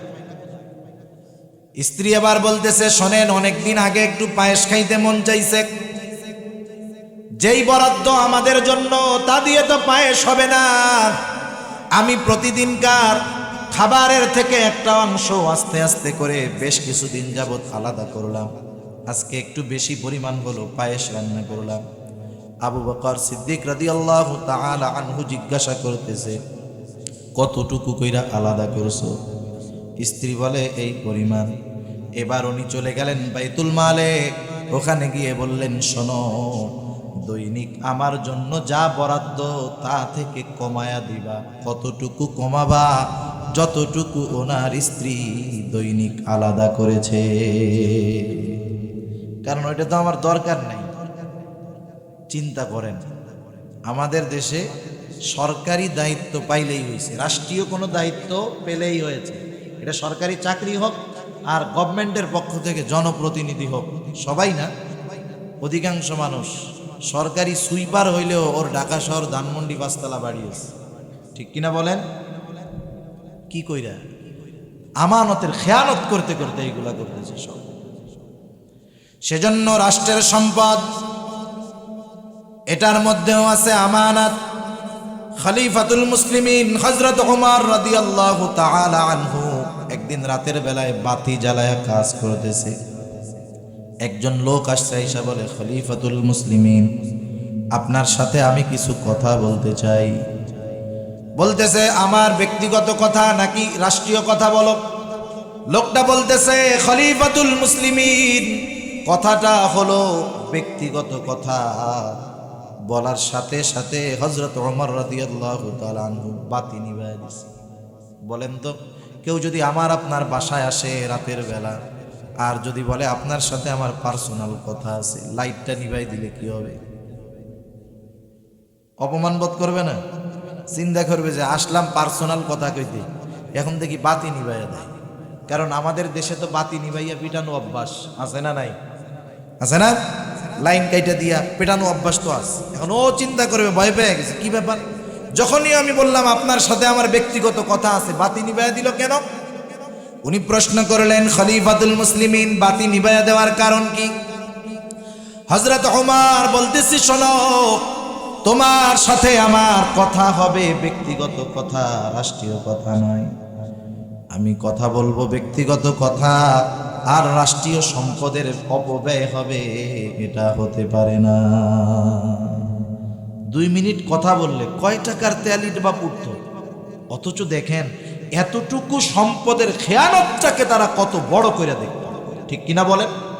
সেজন্য আমরা যে জায়গায় দায়িত্বে আছি, প্রত্যেকটা দায়িত্ব আমার আপনার কাছে আমানত, এটারও কিন্তু খেয়ানত হয়। সেজন্য সাবধান। দায়িত্বের মধ্যে আছে আমানত। এই যে দিন, এই যে ইসলাম, কোরআন, এটাও আমাদের কাছে আল্লাহ তাআলার পক্ষ থেকে আমানত। আল্লাহ রাব্বুল আলামিন বলেন, ইন্না আরাদনাল আমানাতা আলাস সামাওয়াতি ওয়াল আরদি ওয়াল জিবাল ফাআবাইনা আন ইয়াহমিলনাহা ওয়া আশফাকনা মিনহা ওয়া হামালাহাল ইনসান। আল্লাহ তাআলা বলেন, আমি এই আমানত আসমানের কাছে, জমিনের কাছে, পর্বতমালা পাহাড়ের কাছে প্রেরণ করলাম, পেশ করলাম।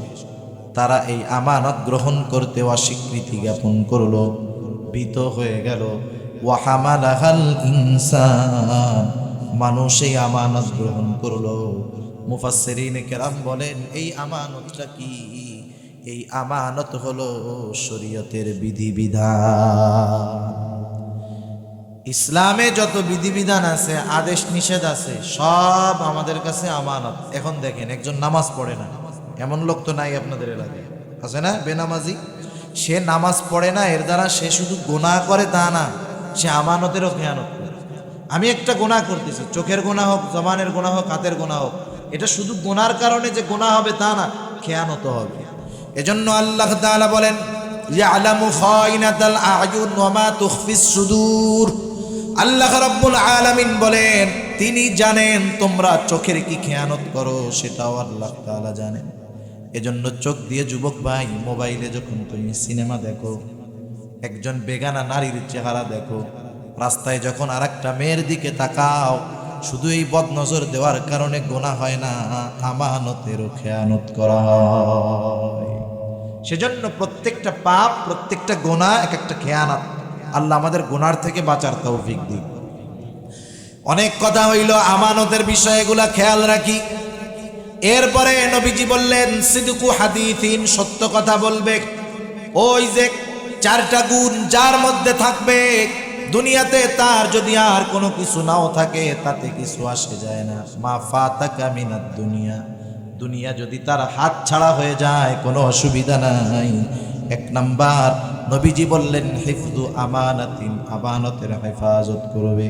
2 নাম্বার নবী বলেন, সিদকু হাদিসিন, সত্য কথা বলবে। মুমিনের ভূষণ হলো সত্য বলা, সত্য মুমিনের ভূষণ, আর মিথ্যা হলো মুনাফিকের আলামত। মুমিন জীবন দিয়ে দেয়, তবু মিথ্যা কথা বলে না। রাসূল আকরাম সাল্লাল্লাহু আলাইহি ওয়াসাল্লামও দেখেন সত্যর ব্যাপারে কতটা গুরুত্ব দিয়েছেন। একদিন একজন মহিলা আমার আপনার নবীর কাছে আসছে, ছোট বাচ্চা ছিল তার সাথে, বাচ্চাটা হাতের থেকে ছুটে একটু দূরে চলে গেল। এবার মহিলা মুষ্টি পাকাইছে এরকম, বলে বাবু এদিকে আসো মজা দিব। ছেলেটা এবার মার কাছে আসলো, মহিলা মুষ্টি খুলে তার হাতের মধ্যে একটা খেজুর দিয়ে দিল। আমার আপনার নবী বিষয়টা দেখতেছেন কি করে মহিলা। এবার নবীজি বললেন, শোনো, তুমি যদি তার হাতে কিছু না দিতা তথা তাকে যদি তুমি ধোঁকা দিতা, তুমি একজন মিথ্যাবাদী হিসাবে প্রতিপন্ন হতা, তুমি মিথ্যাবাদী হিসাবে গণ্য হতা। সেজন্য দেখেন সন্তানের সাথেও মিথ্যা বলা যাবে না। আমরা আমাদের ছোট বাচ্চাদের সাথে মিথ্যা কথা বলি, না বুঝা অনেক সময় বলি। মনে করেন ছোট বাচ্চা একটা অপরাধ করে ফেলছে, হায় রে, আল্লাহ তাআলাই তো তার অপরাধের কলম চালু করেন। 5 বছরের বয়সের ছেলে, ওর কোনো গুনাহ আছে? জোরে বলেন, গুনাহ আছে? ওর জন্য তো কলম উঠায় রাখা হয়েছে। অথচ এই 3-4 বছরের ছেলেটা একটা গ্লাস ভেঙে ফেলছে, প্লেট ভেঙে ফেলছে, আমরা কি করি? ওই কাম করছে, মার মেজাজটা গরম হয়ে গেছে, ঠিক না? সন্তানের সাথে মার একটা সম্পর্ক আছে। সন্তান মার চোখের ভাষা বুঝে, চোখের ভাষা, চোখেরও ভাষা আছে না? কতজন চোখ দিয়া কত কিছু ইশারা দেয়, এক চোখ খোলা রেখে আর এক চোখ টিপ মারে, আছে না নাই? এটা একটা ভাষা না? এটা একটা ভাষা। চোখ বড় করলে এটা একটা ভাষা। চোখ দিয়াও অনেক সময় ডাকে, এরকম এরকম, আছে না নাই? চোখের ভাষা আছে। চোখের যেমন কোমল ভাষাও আছে, চোখের যেমন তেমন কঠোর ভাষাও আছে। চোখ যদি বড় বড় করে লাল হয়ে যায় তাহলে বুঝে কি কাম সারা, এটা তো রাগ হয়ে গেছে, ঠিক না? ছোট বাচ্চা মার চোখের ভাষা বুঝে। মার তো পছন্দের গ্লাসটা ভেঙে ফেলছে, সংসারের জিনিস। মহিলাদের কিন্তু সংসারের ছোটখাটো জিনিস অনেক প্রিয়, আর যেটা যত পুরান হয় ওইটার প্রতি তত মহব্বত মহিলাদের বেশি বাড়ে, ঠিক না? ওই রকম জিনিস যদি ভেঙে ফেলে দেখবেন বাচ্চার উপরে চোখটা কিটমিট করে, দাঁত কিটমিট করে, চোখ বড় বানায়। ছোট বাচ্চা বুঝতে পারছে কাম সারছি, এবার দূরে চলে যায় দৌড় দিয়ে। আর মার তখন কি মন চায় মন বলেন তো? ওরে কাছে পাইলে পিটাইতাম। এখন তো দৌড়াদৌড়ি করা যাবে না, কি বলে, এদিকে এদিকে, কিচ্ছু বলবো না, এদিকে এদিকে। এবার ছোট বাচ্চা মার কথা বিশ্বাস করে মার কাছে আসে, আসে কি আসে না? এগুলো আমাদের হয়েছে, আপনাদের জীবনেও হয়েছে, আপনাদের পরিবারের লোকজন এখনো করে। এবার বাচ্চা কাছে আসলো, আসার পরে কি করে? কোলের মধ্যে নিয়ে সুম্মা দেয় নাকি? কি করে? ধুমসে আকারে পিটানি দেয়। এই কাজটা আপনি আপনার বাচ্চার সাথে, আমি আপনার বাচ্চার সাথে 1 দিন 2 দিন 3 দিন 4 দিন 5 দিন করলাম, ও আসলো বিশ্বাস করে। এক সময় কি হবে জানেন? ও একটা দোষ করবে, ও পালায় চলে যাবে, ডাক দিলে আর আসবে না। ও কি বলবে তখন? না না না, তুমি এখন জানি কাছে গেলে মারবা, তুমি যাবো না, তুমি মিথ্যা কথা কও। এই ছোট বাচ্চা, ছোট ক্ষতিটা কি হচ্ছে দেখেন। রাসূলুল্লাহ সাল্লাল্লাহু আলাইহি ওয়াসাল্লাম বলেন, শিশুকালের শিক্ষার কিন্তু অনেক দাম। নবীজি বলেন, শিশুকালের শিক্ষা হলো পাথরের উপরে খোদাই করার মতো। এখনো মাঝে মধ্যে দেখবেন মাটি খুঁড়তে গিয়া পাথরের শিলালিপি পায়। গবেষণা করে বলে এই পাথরের উপরে 10,000 বছর আগে লেখা হয়েছে, এখনো পরিষ্কার লেখাগুলা বোঝা যায়। শিশুকালে শিক্ষাটা ঠিক ওই রকম। শিশুকালে সে যা শিখে, সে যা বুঝে, বড় হলে ওর বাস্তব প্রতিফলন ঘটে। ওই শিশু বাচ্চা আমি আপনি মিথ্যা বলার কারণে যখন আমাকে আপনাকে অবিশ্বাস করা শুরু করবে, বড় হওয়ার পর আমার আপনার প্রতি তার অবিশ্বাসটা থেকেই যাবে। কি করলেন? এই বাচ্চার সাথে ছোটবেলায় 2-4টা মিথ্যা কথা বইলা তামাম জিন্দেগি তার চোখে নিজেকে মিথ্যাবাদী বানায় দেয়। সুতরাং সাবধান, ছোটদের সাথে কখনো মিথ্যা কথা বলা যাবে না। এজন্য নবী সত্য কথা বলতে বলেন। নবীজি বলেন, ইন্নাস সিদকা ইয়াহদি ইলাল বির ওয়া ইন্নাল বিররা ইয়াহদি ইলাল জান্নাহ। নবীজি বলেন, সত্য, নিশ্চয়ই সত্য মানুষকে কল্যাণের দিকে নিয়ে যায়, আর কল্যাণ মানুষকে জান্নাতের দিকে নিয়ে যায়। আর মিথ্যার ব্যাপারে আমার আপনার নবী বলেন, ওয়া ইন্নাল কিযবা ইয়াহদি ইলাশ শার ওয়া ইন্নাশ শাররা ইয়াহদি ইলান নার, মিথ্যা মানুষকে মন্দের দিকে নিয়ে যায় আর মন্দ মানুষকে জাহান্নামের দিকে নিয়ে যায়। সেজন্য আমরা সত্যবাদী হব, সাদেক হব সর্বক্ষেত্রে। ব্যবসায়ী ব্যবসা করবে, সত্যবাদী আমানতদার ব্যবসায়ী হবে, সত্যবাদী আমানতদার ব্যবসায়ী। আহা, এই ব্যবসায়ীদের ব্যাপারে কেমন এক ফজিলত! বড় বাজার তো আছে পাশে, অনেক ব্যবসায়ী হয়তো শুনতেছে। আল্লাহর নবী বলেন, আত্তাজিরুস সাদুকুল আমিন মা'আন নাবিয়্যিন সিদ্দীকিন ওয়াশ শুহাদাই ওয়াস সালিহিন। সুবহানাল্লাহ। যে ব্যবসায়ী আমানতদার সত্যবাদী, আমানতদার সত্যবাদী, আমানতদার সত্যবাদী, এই দুইটা গুণ যেই ব্যবসায়ীর মধ্যে আছে, সে কখনো 2 নম্বর মালকে 1 নম্বর বলে বেচবে না, ঠিক কিনা বলেন? সে কখনো সয়াবিনের সাথে পাম অয়েল মিশাবে না, সে ওজনে কম দিবে না, সে ভেজাল করবে না, মানুষকে ধোকা দিবে না। কারণ নবীজি বলেন, যে ধোকা দেয় সে আমার উম্মত না।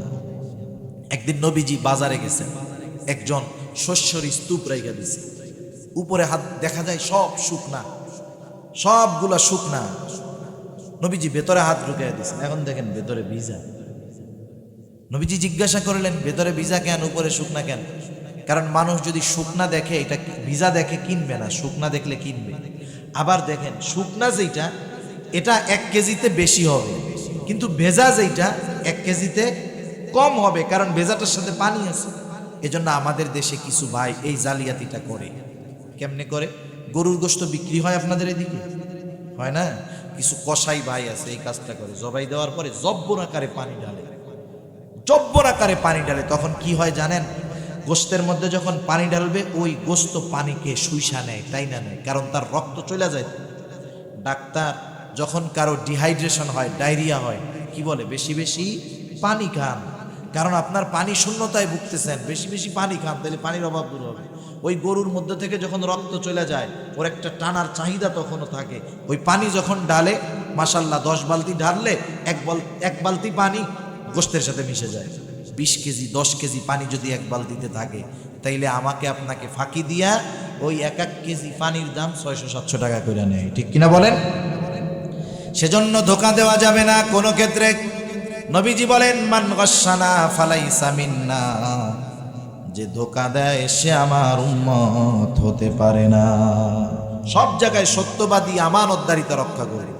3 নাম্বার নবী বলেন, ওয়া হুসনু খুলুকিন, উত্তম চরিত্রওয়ালা হওয়া, উত্তম আখলাকওয়ালা হওয়া। নবীজি আমাদেরকে উত্তম চরিত্রের হতে বলেছেন। এখন আমরা কাকে অনুসরণ করব, কাকে মডেল বানাবো? পরিপূর্ণ উত্তম আখলাকওয়ালা যদি হতে হয়, এমন কাউকে মডেল বানাতে হবে, এমন কারো অনুসরণ করতে হবে যার চরিত্রের মধ্যে কোনো অপূর্ণাঙ্গতা নাই। তামাম দুনিয়ায় এমন কোনো মানুষ দেখাতে পারবেন না, একজন ছাড়া, যে তার চরিত্রের মধ্যে পরিপূর্ণতা আছে। দেখানো যাবে? একজন মাত্র ব্যক্তি আছে, তিনি হলেন আমার আপনার নবী। সেজন্য নবীজি বলেন, বুইসতু লিউতাম্মিমা মাকারিমাল আখলাক। নবীজি বলেন, উত্তম আখলাককে পরিপূর্ণতা প্রদানার্থে আমাকে প্রেরণ করা হয়েছে। প্রত্যেকটা নবী উত্তম আখলাকওয়ালা ছিলেন, কিন্তু আমার আপনার নবী উত্তম আখলাককে পরিপূর্ণতা দানকারী ছিলেন। কেমন নবীর চরিত্র! দুনিয়াতে আমরা আমাদের চারিত্রিক সার্টিফিকেট মাঝে মধ্যে লাগে না? সরকারি চাকরিতে লাগে, বিভিন্ন জায়গায় বিভিন্ন অ্যাপ্লাই করার জন্য প্রশংসাপত্র, চারিত্রিক প্রশংসাপত্র লাগে। আমরা আনতে যাই কার কাছে? চেয়ারম্যানের কাছে। আর যদি পৌরসভা হয়, কাউন্সিলরের কাছে। দেখা যাবে একজন শাইখুল হাদিস, সে তার চরিত্রের সনদপত্র আনতেছে একজন মদখোরের কাছ থেকে। ঠিক কি ঠিক না? মনে করেন একজন শাইখুল হাদিস, তার চরিত্র যে ভালো, এর সার্টিফিকেট দিচ্ছে একজন লোক, কাউন্সিলর, চেয়ারম্যান অথবা অন্য কেউ। দেখা যাবে সে মদখোর, ইয়াবাখোর, গাঁজাখোর, মানুষের হক নষ্ট করে, ঠিক কিনা বলেন? কিন্তু দেখেন, আমার আপনার নবীজির চারিত্রিক সনদপত্র দুনিয়ার কেউ দেয় নাই। আমার আপনার নবীজির চারিত্রিক সনদপত্র দিয়েছেন আল্লাহ। কেমন সার্টিফিকেট, কেমন সনদপত্র দিয়েছে আল্লাহ তাআলা বলেন, ওয়া ইন্নাকা লাআলা খুলুকিন আযীম। আপনাকে আমি মহান চরিত্রে অধিষ্ঠ করেছি। সুবহানাল্লাহ। শুধু চারিত্রিক পরিপূর্ণতার ঘোষণা দেন নাই আল্লাহ, এখানে শেষ না, আবার আমাদেরকে বলতেছে। কি বলতেছে? আল্লাহ তাআলা বলেন, লাকাদ কানা লাকুম ফি রাসূলিল্লাহি উসওয়াতুন হাসানাহ। আল্লাহ তাআলা বলেন, অবশ্যই তোমাদের জন্য রাসূলের জীবন আদর্শের মধ্যে রয়েছে উত্তম আদর্শ। আমাদেরকে নবীজির আখলাক অনুসরণ করার কথা বলা হয়েছে। কত দাম এই সৎ চরিত্রের জানেন? হযরতে আবু হুরায়রা রাদিয়াল্লাহু তাআলা আনহু হতে বর্ণিত হাদিস। নবীজিকে জিজ্ঞাসা করা হলো, ইয়া রাসূলুল্লাহ, মিজানের মধ্যে সবচাইতে ওজন হবে কোন আমল? আমলের ওজন হবে, আমল গণা হবে না, কত বড় তাও দেখা হবে না, আমলের ওজন হবে। কি হবে বলেন? ওজন হবে। কি হবে? ওজন হবে। কষ্ট হইতেছে আপনাদের? বুঝতেছি, ফাঁকা জায়গা, বাতাস ঠান্ডা একটু লাগতেছে। আর বেশি সময়, অনেক সময় হয়ে গেছে। ভাবছিলাম 1 ঘন্টা বলবে, 1 ঘন্টা 10-15 মিনিট, 20 মিনিট হয়ে গেছে। আর একবারে অল্প সময়। মিজানের মধ্যে আমলের ওজন হবে, কত জায়গা নিয়ে আছে আমল, এটা দেখা হবে না। নবীজিকে জিজ্ঞাসা করা হলো, মিজানের মধ্যে সবচাইতে ওজন হবে কোন আমল? আমার আপনার নবী নামাজের কথা বলেন নাই, রোজার কথা বলেন নাই, হজের কথা বলেন নাই, যাকাতের কথা বলেন নাই। নবীজি বললেন, শোনো, মিজানের মধ্যে সবচাইতে ওজন হবে যেই আমল, তার নাম হলো উত্তম চরিত্র। উত্তম চরিত্র। একটা মানুষের অনেক পরিচয় আছে। একজন মানুষ সে ভাই, একজন মানুষ সে স্বামী, একজন মানুষ সে বাবা, একজন মানুষ সে নানা, একজন মানুষ সে রাষ্ট্রপতি। ঠিক না? রাষ্ট্রপতি সে কারো বাবা, কারো দাদা, কারো নানা, কারো ভাই, কারো বন্ধু। এই প্রত্যেকটা পরিচয়ের মধ্যে আখলাক আছে, উত্তম আখলাক আছে। একজন স্বামী উত্তম স্বামী হবে, একজন বাবা উত্তম বাবা হবে। কেমনে হবে? তাহলে সে যদি উত্তম স্বামী হতে চায়, দুনিয়ার মধ্যে সর্বোত্তম স্বামী, সর্বোত্তম আখলাক সম্পন্ন নবী স্বামী হলেন আমার আপনার নবী। ঠিক কিনা? এই জন্য আমাকে দেখতে হবে আমার নবী স্বামী হিসাবে কেমন ছিলেন। আমি যদি উত্তম একজন যুবক হতে চাই, আমাকে দেখতে হবে রাসূলুল্লাহ সাল্লাল্লাহু আলাইহি ওয়াসাল্লামের যৌবনকাল কেমন ছিল। আমি নেতা হয়েছি, নেতা, সমাজে বিচার আচার করি। আমি যদি চাই আমি একজন আদর্শ বিচারক হব, তাহলে দেখতে হবে আমার নবীজির বিচারের সিস্টেমটা কেমন ছিল। ঠিক কিনা বলেন? এগুলো ব্যাপক বিষয়, অনেক সময় আলোচনা করার বিষয়। কারণ আল্লাহর নবীজির আখলাকের একটা দিক নিয়ে যদি আলোচনা করা হয়, কোনো বিজ্ঞ আলেম যদি আলোচনা করেন, আমার দিল বলে একটা সাবজেক্ট নিয়ে আলোচনা করবে যে নবী স্বামী হিসাবে কেমন। এই আলোচনা করতে গিয়া দেখা যাবে সারা রাত পার হয়ে যাবে, স্বামী হিসাবে নবী কেমন ছিলেন সেই কথা শেষ হবে না। ঠিক কিনা বলেন? এগুলো ব্যাপক বিষয়। একটা বিষয়ের আমরা আমল করি, আখলাকের সাথে সম্পৃক্ত। নবীজি বলেন, মাল্লাম ইয়ারহাম সাগীরানা ওয়া লাম ইউক্কির কাবীরানা ফালাইসা মিন্না। নবীজি বলেন, যে ছোটকে স্নেহ করে না, ছোটর উপরে রহম করে না, তথা ছোটকে ভালো স্নেহ করে না। আবার নবীজি বলেন, ওয়া লাম ইউক্কির কাবীরানা, যে বড়কে সম্মান করে না, শ্রদ্ধা করে না, নবীজি বলেন ফালাইসা মিন্না, সে আমার উম্মত নয়। সেজন্য আমরা আজকে থেকে একটা আমল করব। কি আমল? আমরা যারা বড়, আমরা ছোটদেরকে স্নেহ করব। ছোটদের কি করব? স্নেহ করব, ভালোবাসবো। আর যারা আমাদের বড় তাদেরকে কি করব? শ্রদ্ধা করব। এই হাদিসের মধ্যে একটা রহস্য আছে। বুজুর্গানে দিন বলেন, রহস্যটা কি? দেখেন, আল্লাহ তাআলা আগে বড়দেরকে বলছেন যে এই বড়রা তোমরা ছোটদের কি করো? স্নেহ করো। এরপরে ছোটদের বলছে, এই ছোটরা তোমরা বড়দের সম্মান করো। এর দ্বারা কি বোঝা গেল জানেন? যেই বড় ছোটদেরকে স্নেহ করবে, সেই ছোট বড়কে সম্মান করবে। আমি যেই ছোটকে স্নেহ করব, সেই ছোট আমাকে কি করবে? সম্মান করবে। আমাদের অভ্যাস হলো আমরা যেটা চাই আমরা সেটা করি না, আমরা যেটা চাই আমরা সেটা করি না। যেমন আমরা বড়রা চাই ছোটরা আমাদের সালাম দিবে, আমরা চাই ছোটরা সালাম দিবে, এটা আমরা চাই, কিন্তু কি করলে পাবো এটা করি না। নবীজি ছোটদেরকে আগে সালাম দিতেন। হাদিসের মধ্যে আসছে নবীজি ছোট ছোট বাচ্চাদেরকে আগে সালাম দিতেন। কিন্তু আমরা যখন কোনো ছোট মানুষ আমাদের আশপাশ দিয়ে যায়, আমরা এরকম তাকাই দেয় সালাম দেয় কি না। খেলে যদি সালাম না দেয়, সামনে যায় বাজারে ওর বাবার সাথে দেখা, চা খাই আর কই, ভাই আপনি লোকটা কত ভালো, ছেলেটা এত বেয়াদব হইল কি?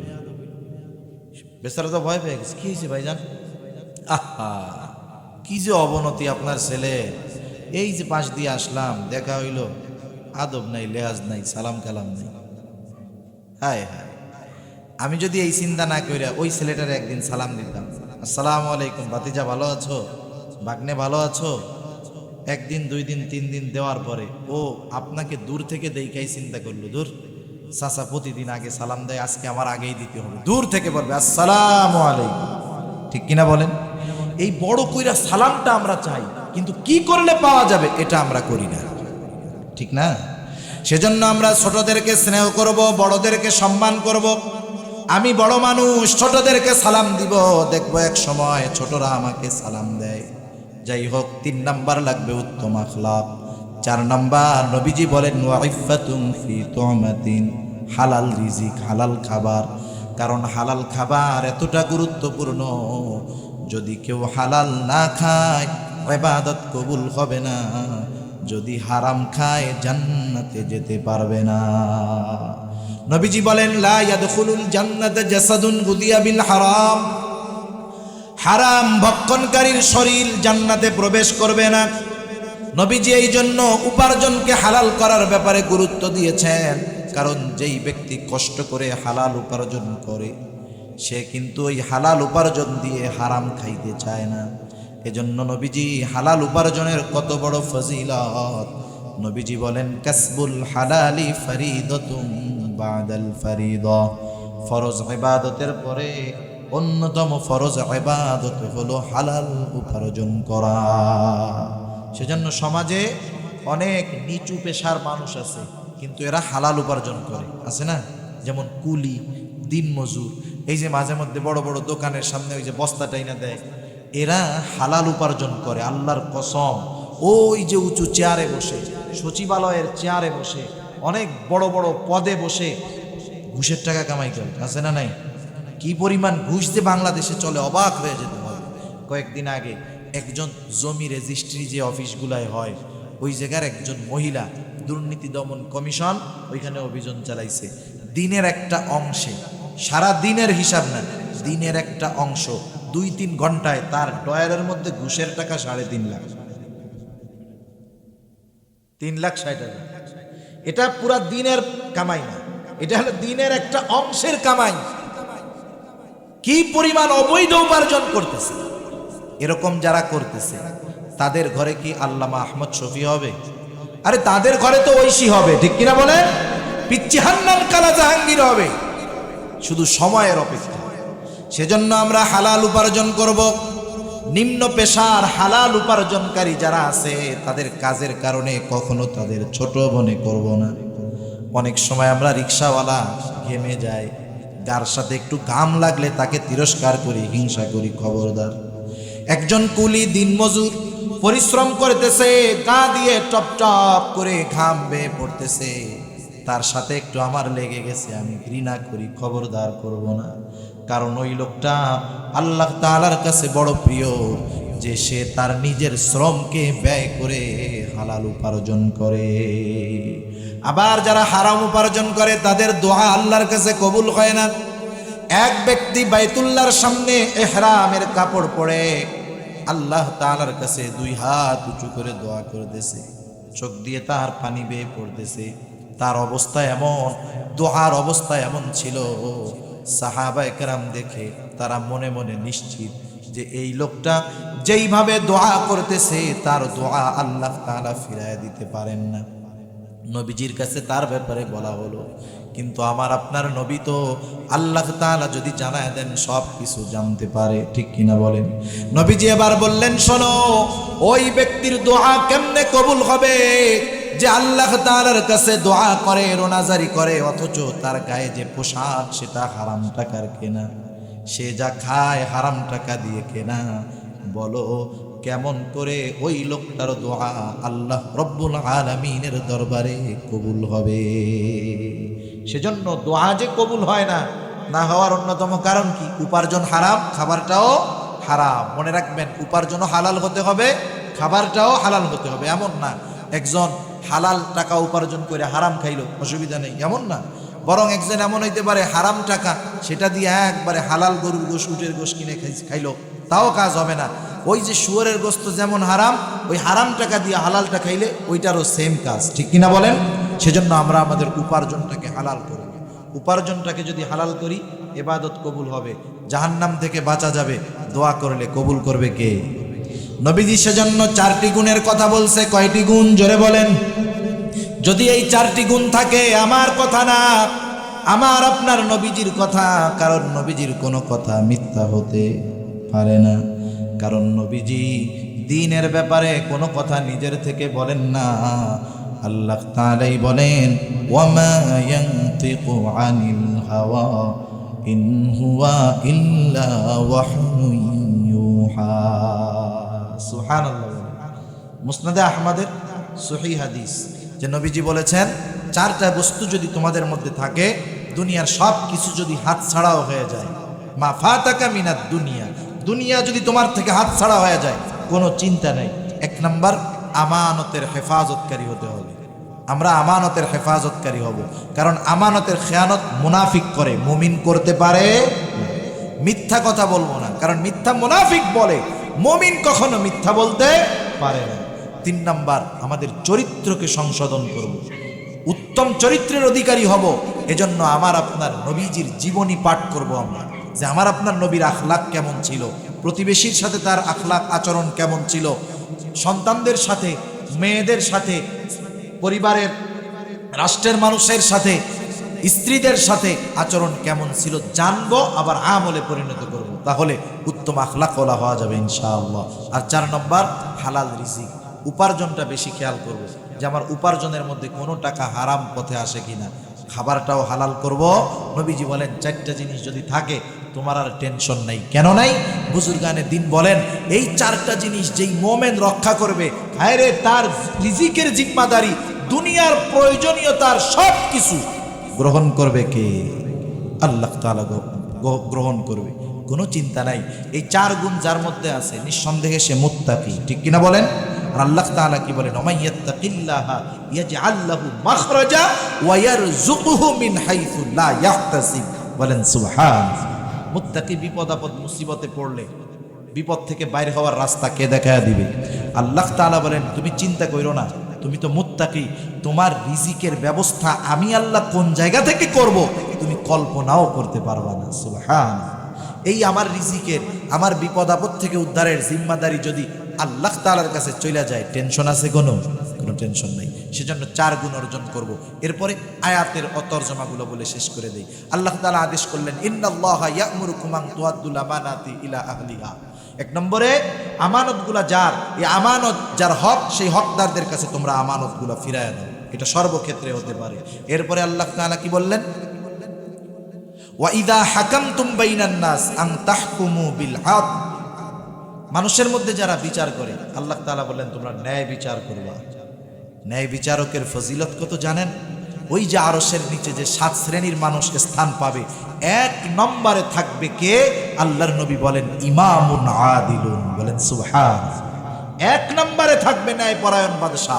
সেজন্য আমরা সমাজেও বিচার আচার আমরা করি, সমাজেও বিচারক অনেক আছে, সালিশ মোকামে সব করে লোকজন আছে না নাই? অনেক মানুষ 500, 200, 1000, 2000, 50,000 ঘুষ খেয়ে অপরাধীকে একেবারে পবিত্র বানায় দেয়, আর যে অপরাধ করে নাই তাকে কুলসিত বানায় দেয়, আছে না নাই? খবরদার, আল্লাহ তাআলা আদেশ করতেছে যে মানুষের মধ্যে তোমরা ন্যায় বিচার করবা। এই 2 আদেশ করার পরে আল্লাহ তাআলাই বলতেছে, না ইন্নাল্লাহা নি'মা ইয়াইদুকুম বি। আহা, কত সুন্দর ওয়াজই না আল্লাহ তাআলা আমাদেরকে করবে। এখন এই ওয়াজ শুই না আমল করতেছি কি করতেছি না আল্লাহ তাআলা জানেন কি জানেন না? এজন্য আল্লাহ তাআলা বলেন, শোনো, ইন্নাল্লাহা কানা সামিআন বাসীরা। নিশ্চয়ই আল্লাহ তাআলা সর্বশ্রোতা এবং সর্বদ্রষ্টা। আল্লাহ সুবহানাহু ওয়া তাআলা আমাদেরকে এই নসিহতগুলোর উপরে আমাদের সবাইকে আমল করবার তৌফিক দান করুক। সবাই বলি আমিন। ওয়া আখিরু দাওয়ানা আনিল হামদুলিল্লাহি রাব্বিল আলামিন। আসসালামু আলাইকুম ওয়া রাহমাতুল্লাহি ওয়া বারাকাতুহু।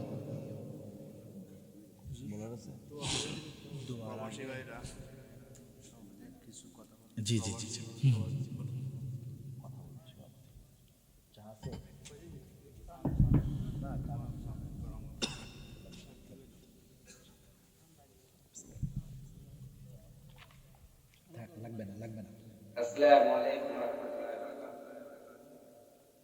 আমরা দুরূদ শরীফ পাঠ করি। আল্লাহুম্মা সাল্লি আলা মুহাম্মদ ওয়া আলা আলি মুহাম্মাদিন কামা সাল্লাইতা আলা ইব্রাহিম ওয়া আলা আলি ইব্রাহিম ইন্নাকা হামিদুম মাজিদ। আল্লাহুম্মা বারিক আলা মুহাম্মাদিন ওয়া আলা আলি মুহাম্মাদ কামা বারাকতা আলা ইব্রাহিম ওয়া আলা আলি ইব্রাহিম ইন্নাকা হামিদুম مجيد. الحمد لله رب العالمين والعاقبة للمتقين والصلاة والسلام على خير خلقه محمد وعلى آله وأصحابه أجمعين. ربنا ظلمنا أنفسنا وإن لم تغفر لنا وترحمنا لنكونن الخاسرين. ربنا آتنا في الدنيا حسنة وفي الآخرة حسنة وقنا عذاب النار. ربنا لا تزغ قلوبنا بعد إذ هديتنا وهب لنا من لدنك رحمة إنك أنت الوهاب. ওগোদয়াময় আল্লাহ, গভীর রাত পর্যন্ত দিনই আলোচনা করার পর গুনাহ মাখা হাত আপনার শাহী দরবারের দিকে তুলে ধরেছি।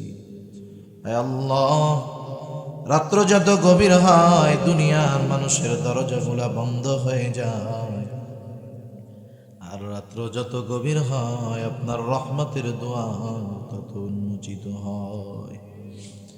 আয় আল্লাহ, রাতে 3 ভাগের 1 ভাগ শেষ। হাদিসের মধ্যে আসছে এই সময় তো আপনি আপনার বান্দাদেরকে ডাকেন, কার কি প্রয়োজন আমার কাছে চাও, আমার কাছে চাও। আয় আল্লাহ, আমরা তো আপনার মুখাপেক্ষী, আমাদের চাওয়ার কোনো শেষ নেই। সর্বপ্রথম আপনি আমাদের বিগত জীবনে সকল প্রকার কবিরা সগীরা গুনাহগুলা মাফ করে দেন। ইয়া রাব্বাল আলামিন, যে যেখান থেকে হাত উঁচু করেছে আল্লাহ, প্রত্যেকের সকল প্রকার গুনাহগুলা মাফ করে দেন। খাস করে মাবুদ, আমাদের আত্মীয় স্বজন যারা দুনিয়াতে বেঁচে আছে তাদেরকে মাফ করে দেন। যারা দুনিয়া থেকে চলে গেছে আল্লাহ, তাদের গুনাহগুলা মাফ করে তাদের কবরগুলাকে আপনি জান্নাতের টুকরা বানায়া দেন। ইয়া রাব্বাল আলামিন, খাস করে আজকের এই মাহফিল আপনি কবুল আর মঞ্জুর করেন আল্লাহ। আয় আল্লাহ, যেই সংস্থার উদ্যোগে মাহফিল, আয় আল্লাহ, এই সংস্থা আপনি কবুল আর মঞ্জুর করে নেন। ইয়া রাব্বাল আলামিন, খাস করে যারা অর্থ দিয়ে, শ্রম দিয়ে, সময় দিয়ে, সৎ পরামর্শ দিয়ে, আয় আল্লাহ, প্রচণ্ড শীতের মধ্যে শীতকে উপেক্ষা করে আয় আল্লাহ উপস্থিত হয়ে এই মাহফিল সফলতার জন্য সহযোগিতা করেছে, প্রত্যেকের সকল প্রকার সাহায্য সহযোগিতা আপনি কবুল আর মঞ্জুর করে নেন। আয় আল্লাহ, কে কোন আশায় সহযোগিতা করেছে আপনার জানতে বাকি নাই। আয় আল্লাহ, প্রত্যেকের মনের নেক চাওয়া, নেক আশা আপনি কবুল আর মঞ্জুর করে নেন। খাস করে মাওলা, অনেক প্রবাসী ভাইরা সহযোগিতা করেছে, তাদেরকে কবুল আর মঞ্জুর করে নেন। আয় আল্লাহ, যারা প্রবাসে আছে সুস্থ রাখেন, ভালো রাখেন, আয়ের ভিতরে বরকত দেন, ঈমান আমলের উপরে রাখেন।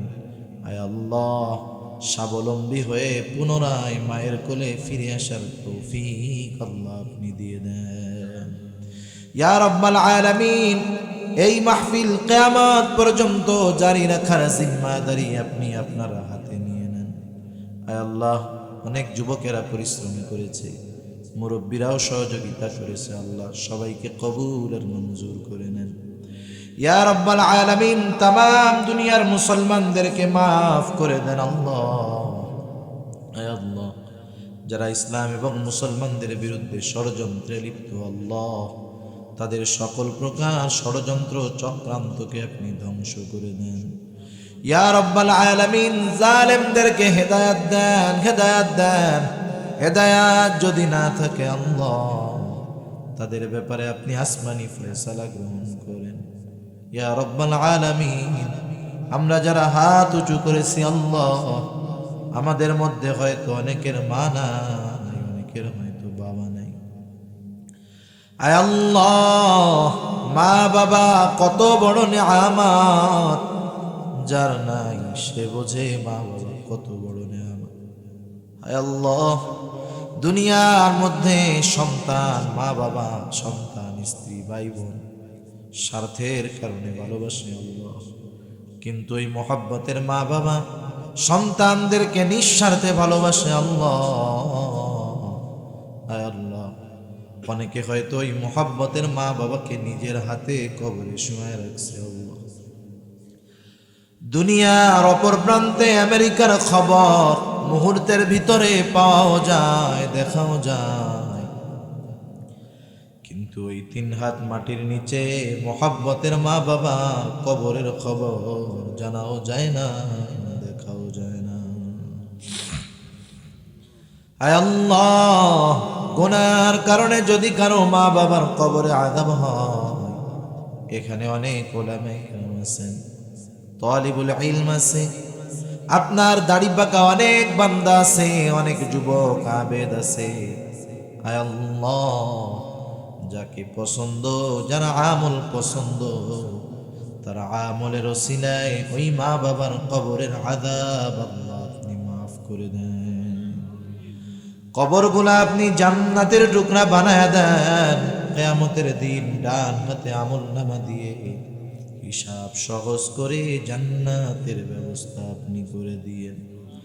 যাদের মা বাবা বেঁচে আছে আল্লাহ, সুস্থ দীর্ঘ নেক হায়াত আল্লাহ আপনি দান করেন। ইয়া রাব্বাল আলামিন, আমাদের স্ত্রী সন্তান আমাদের জন্য চক্ষু শীতলকারী হিসাবে কবুল করে নেন। যাদের সন্তান অবাধ্য আছে আল্লাহ, সন্তানগুলাকে বাধ্য করে দেন। আয় আল্লাহ, যারা অভাবে আছে অভাব দূর করে দেন। যারা ঋণগ্রস্ত আছে ঋণ পরিশোধ করার তৌফিক আল্লাহ আপনি দিয়ে দেন। হারাম হালাল বেঁচে চলার তৌফিক দেন। যারা বেকার আছে উত্তম হালাল কর্মসংস্থানের ব্যবস্থা করে দেন। আয় আল্লাহ, কার মনে কি চাওয়া জানি না, সকলের মনের নেক চাওয়া নেক আশা কবুল মঞ্জুর করে নেন। মা বোনদেরকে কবুল করেন আল্লাহ। 5 ওয়াক্ত নামাজি বানায় দেন, পর্দা নিশিন বানায় দেন। আয় আল্লাহ, বেনামাজিদেরকে নামাজি বানায় দেন, সুন্নাতবিহীন মানুষগুলোকে সুন্নাতওয়ালা বানায় দেন। আয় আল্লাহ, যুব সম্প্রদায়কে সকল প্রকার পাপ অশ্লীলতা থেকে আপনি হেফাজত করেন। মোবাইল ইন্টারনেটের ফিতনা থেকে আল্লাহ আমাদের সবাইকে আপনি হেফাজত করেন। গুনাহ মুক্ত জিন্দেগি গঠন করার তৌফিক আল্লাহ আপনি দিয়ে দেন। আমাদের অন্তর আপনার এবং আপনার হাবিবের মহব্বত দিয়ে ভরপুর করে দেন আল্লাহ।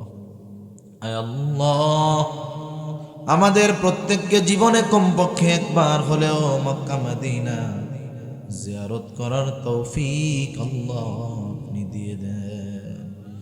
ইয়া রাব্বাল আলামিন, জীবনে একবার হলেও আপনার ঘরে লাগানো হজরে আসওয়াদে চুম্বন করার তৌফিক আল্লাহ আপনি দিয়ে, জীবনে একবার হলেও আপনার হাবিবের রওজার পাশে দাঁড়াইয়া প্রাণ ভরে সালাম দেওয়ার তৌফিক আল্লাহ আপনি আমাদেরকে দিয়ে দিন।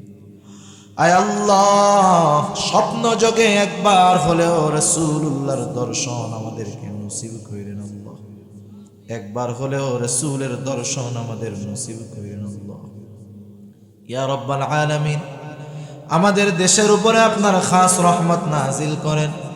আসমানি জমিনি সকল প্রকার বালা মুসিবত থেকে হেফাজত করেন। আয় আল্লাহ, যে যে পেশায় নিয়োজিত বরকত দেন।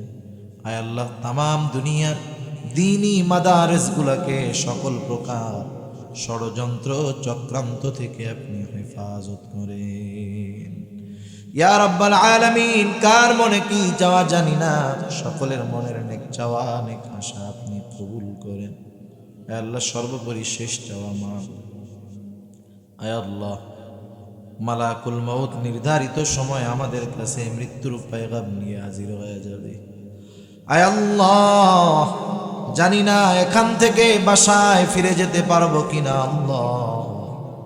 আয় আল্লাহ জানি না আমাদের মধ্যে কার নামটা আসমানি দপ্তরে মৃত বলে লেখা হয়ে গেছে। আয় আল্লাহ জানি না কার কাফনের কাপড় বাজারের কাপড়ের দোকানে চলে আসছে। আয় আল্লাহ জানি না কার কবরের বাসটা না জানি ঝাড়ের মধ্যে পেকে গেছে। আয় আল্লাহ জানি না কার কবরের চাটাইয়ের দোকানে চলে আসছে। আয় আল্লাহ মালাকুল মউত যথাসময়ে হাজির হয়ে যাবে। এমন একটা মুসিবত, এমন একটা বিপদ দুনিয়ার কেউ উপকারে আসবে না, না বন্ধু, না মোহাব্বতের মা বাবা, না কলিজার টুকরা স্ত্রী সন্তান। আয় আল্লাহ ওই কঠিন মুসিবতের সময় আপনি আপনার গোলামদের ভুলে যেন না আল্লাহ। আপনি দয়া করে আপনার প্রত্যেকটা গোলামের জবানে তাওহীদের কালিমা নসিব করে দিয়ে। ইহদিনাস সিরাতাল মুস্তাকিম,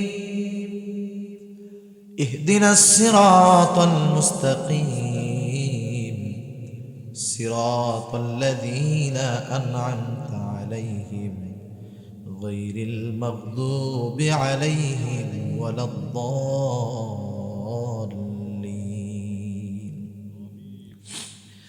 ربنا هب لنا من أزواجنا وذرياتنا قرة أعين وجعلنا للمتقين إماما رب ارحمهما كما ربياني صغيرا رب ارحمهما كما ربياني صغيرا اللهم وفقنا لما تحبه وترضى من القول والعمل والفعل والنية والهدي إنك على كل شيء قدير. وصلى الله تعالى على خير خلقه محمد وعلى آله وأصحابه أجمعين آمين برحمتك يا أرحم الراحمين.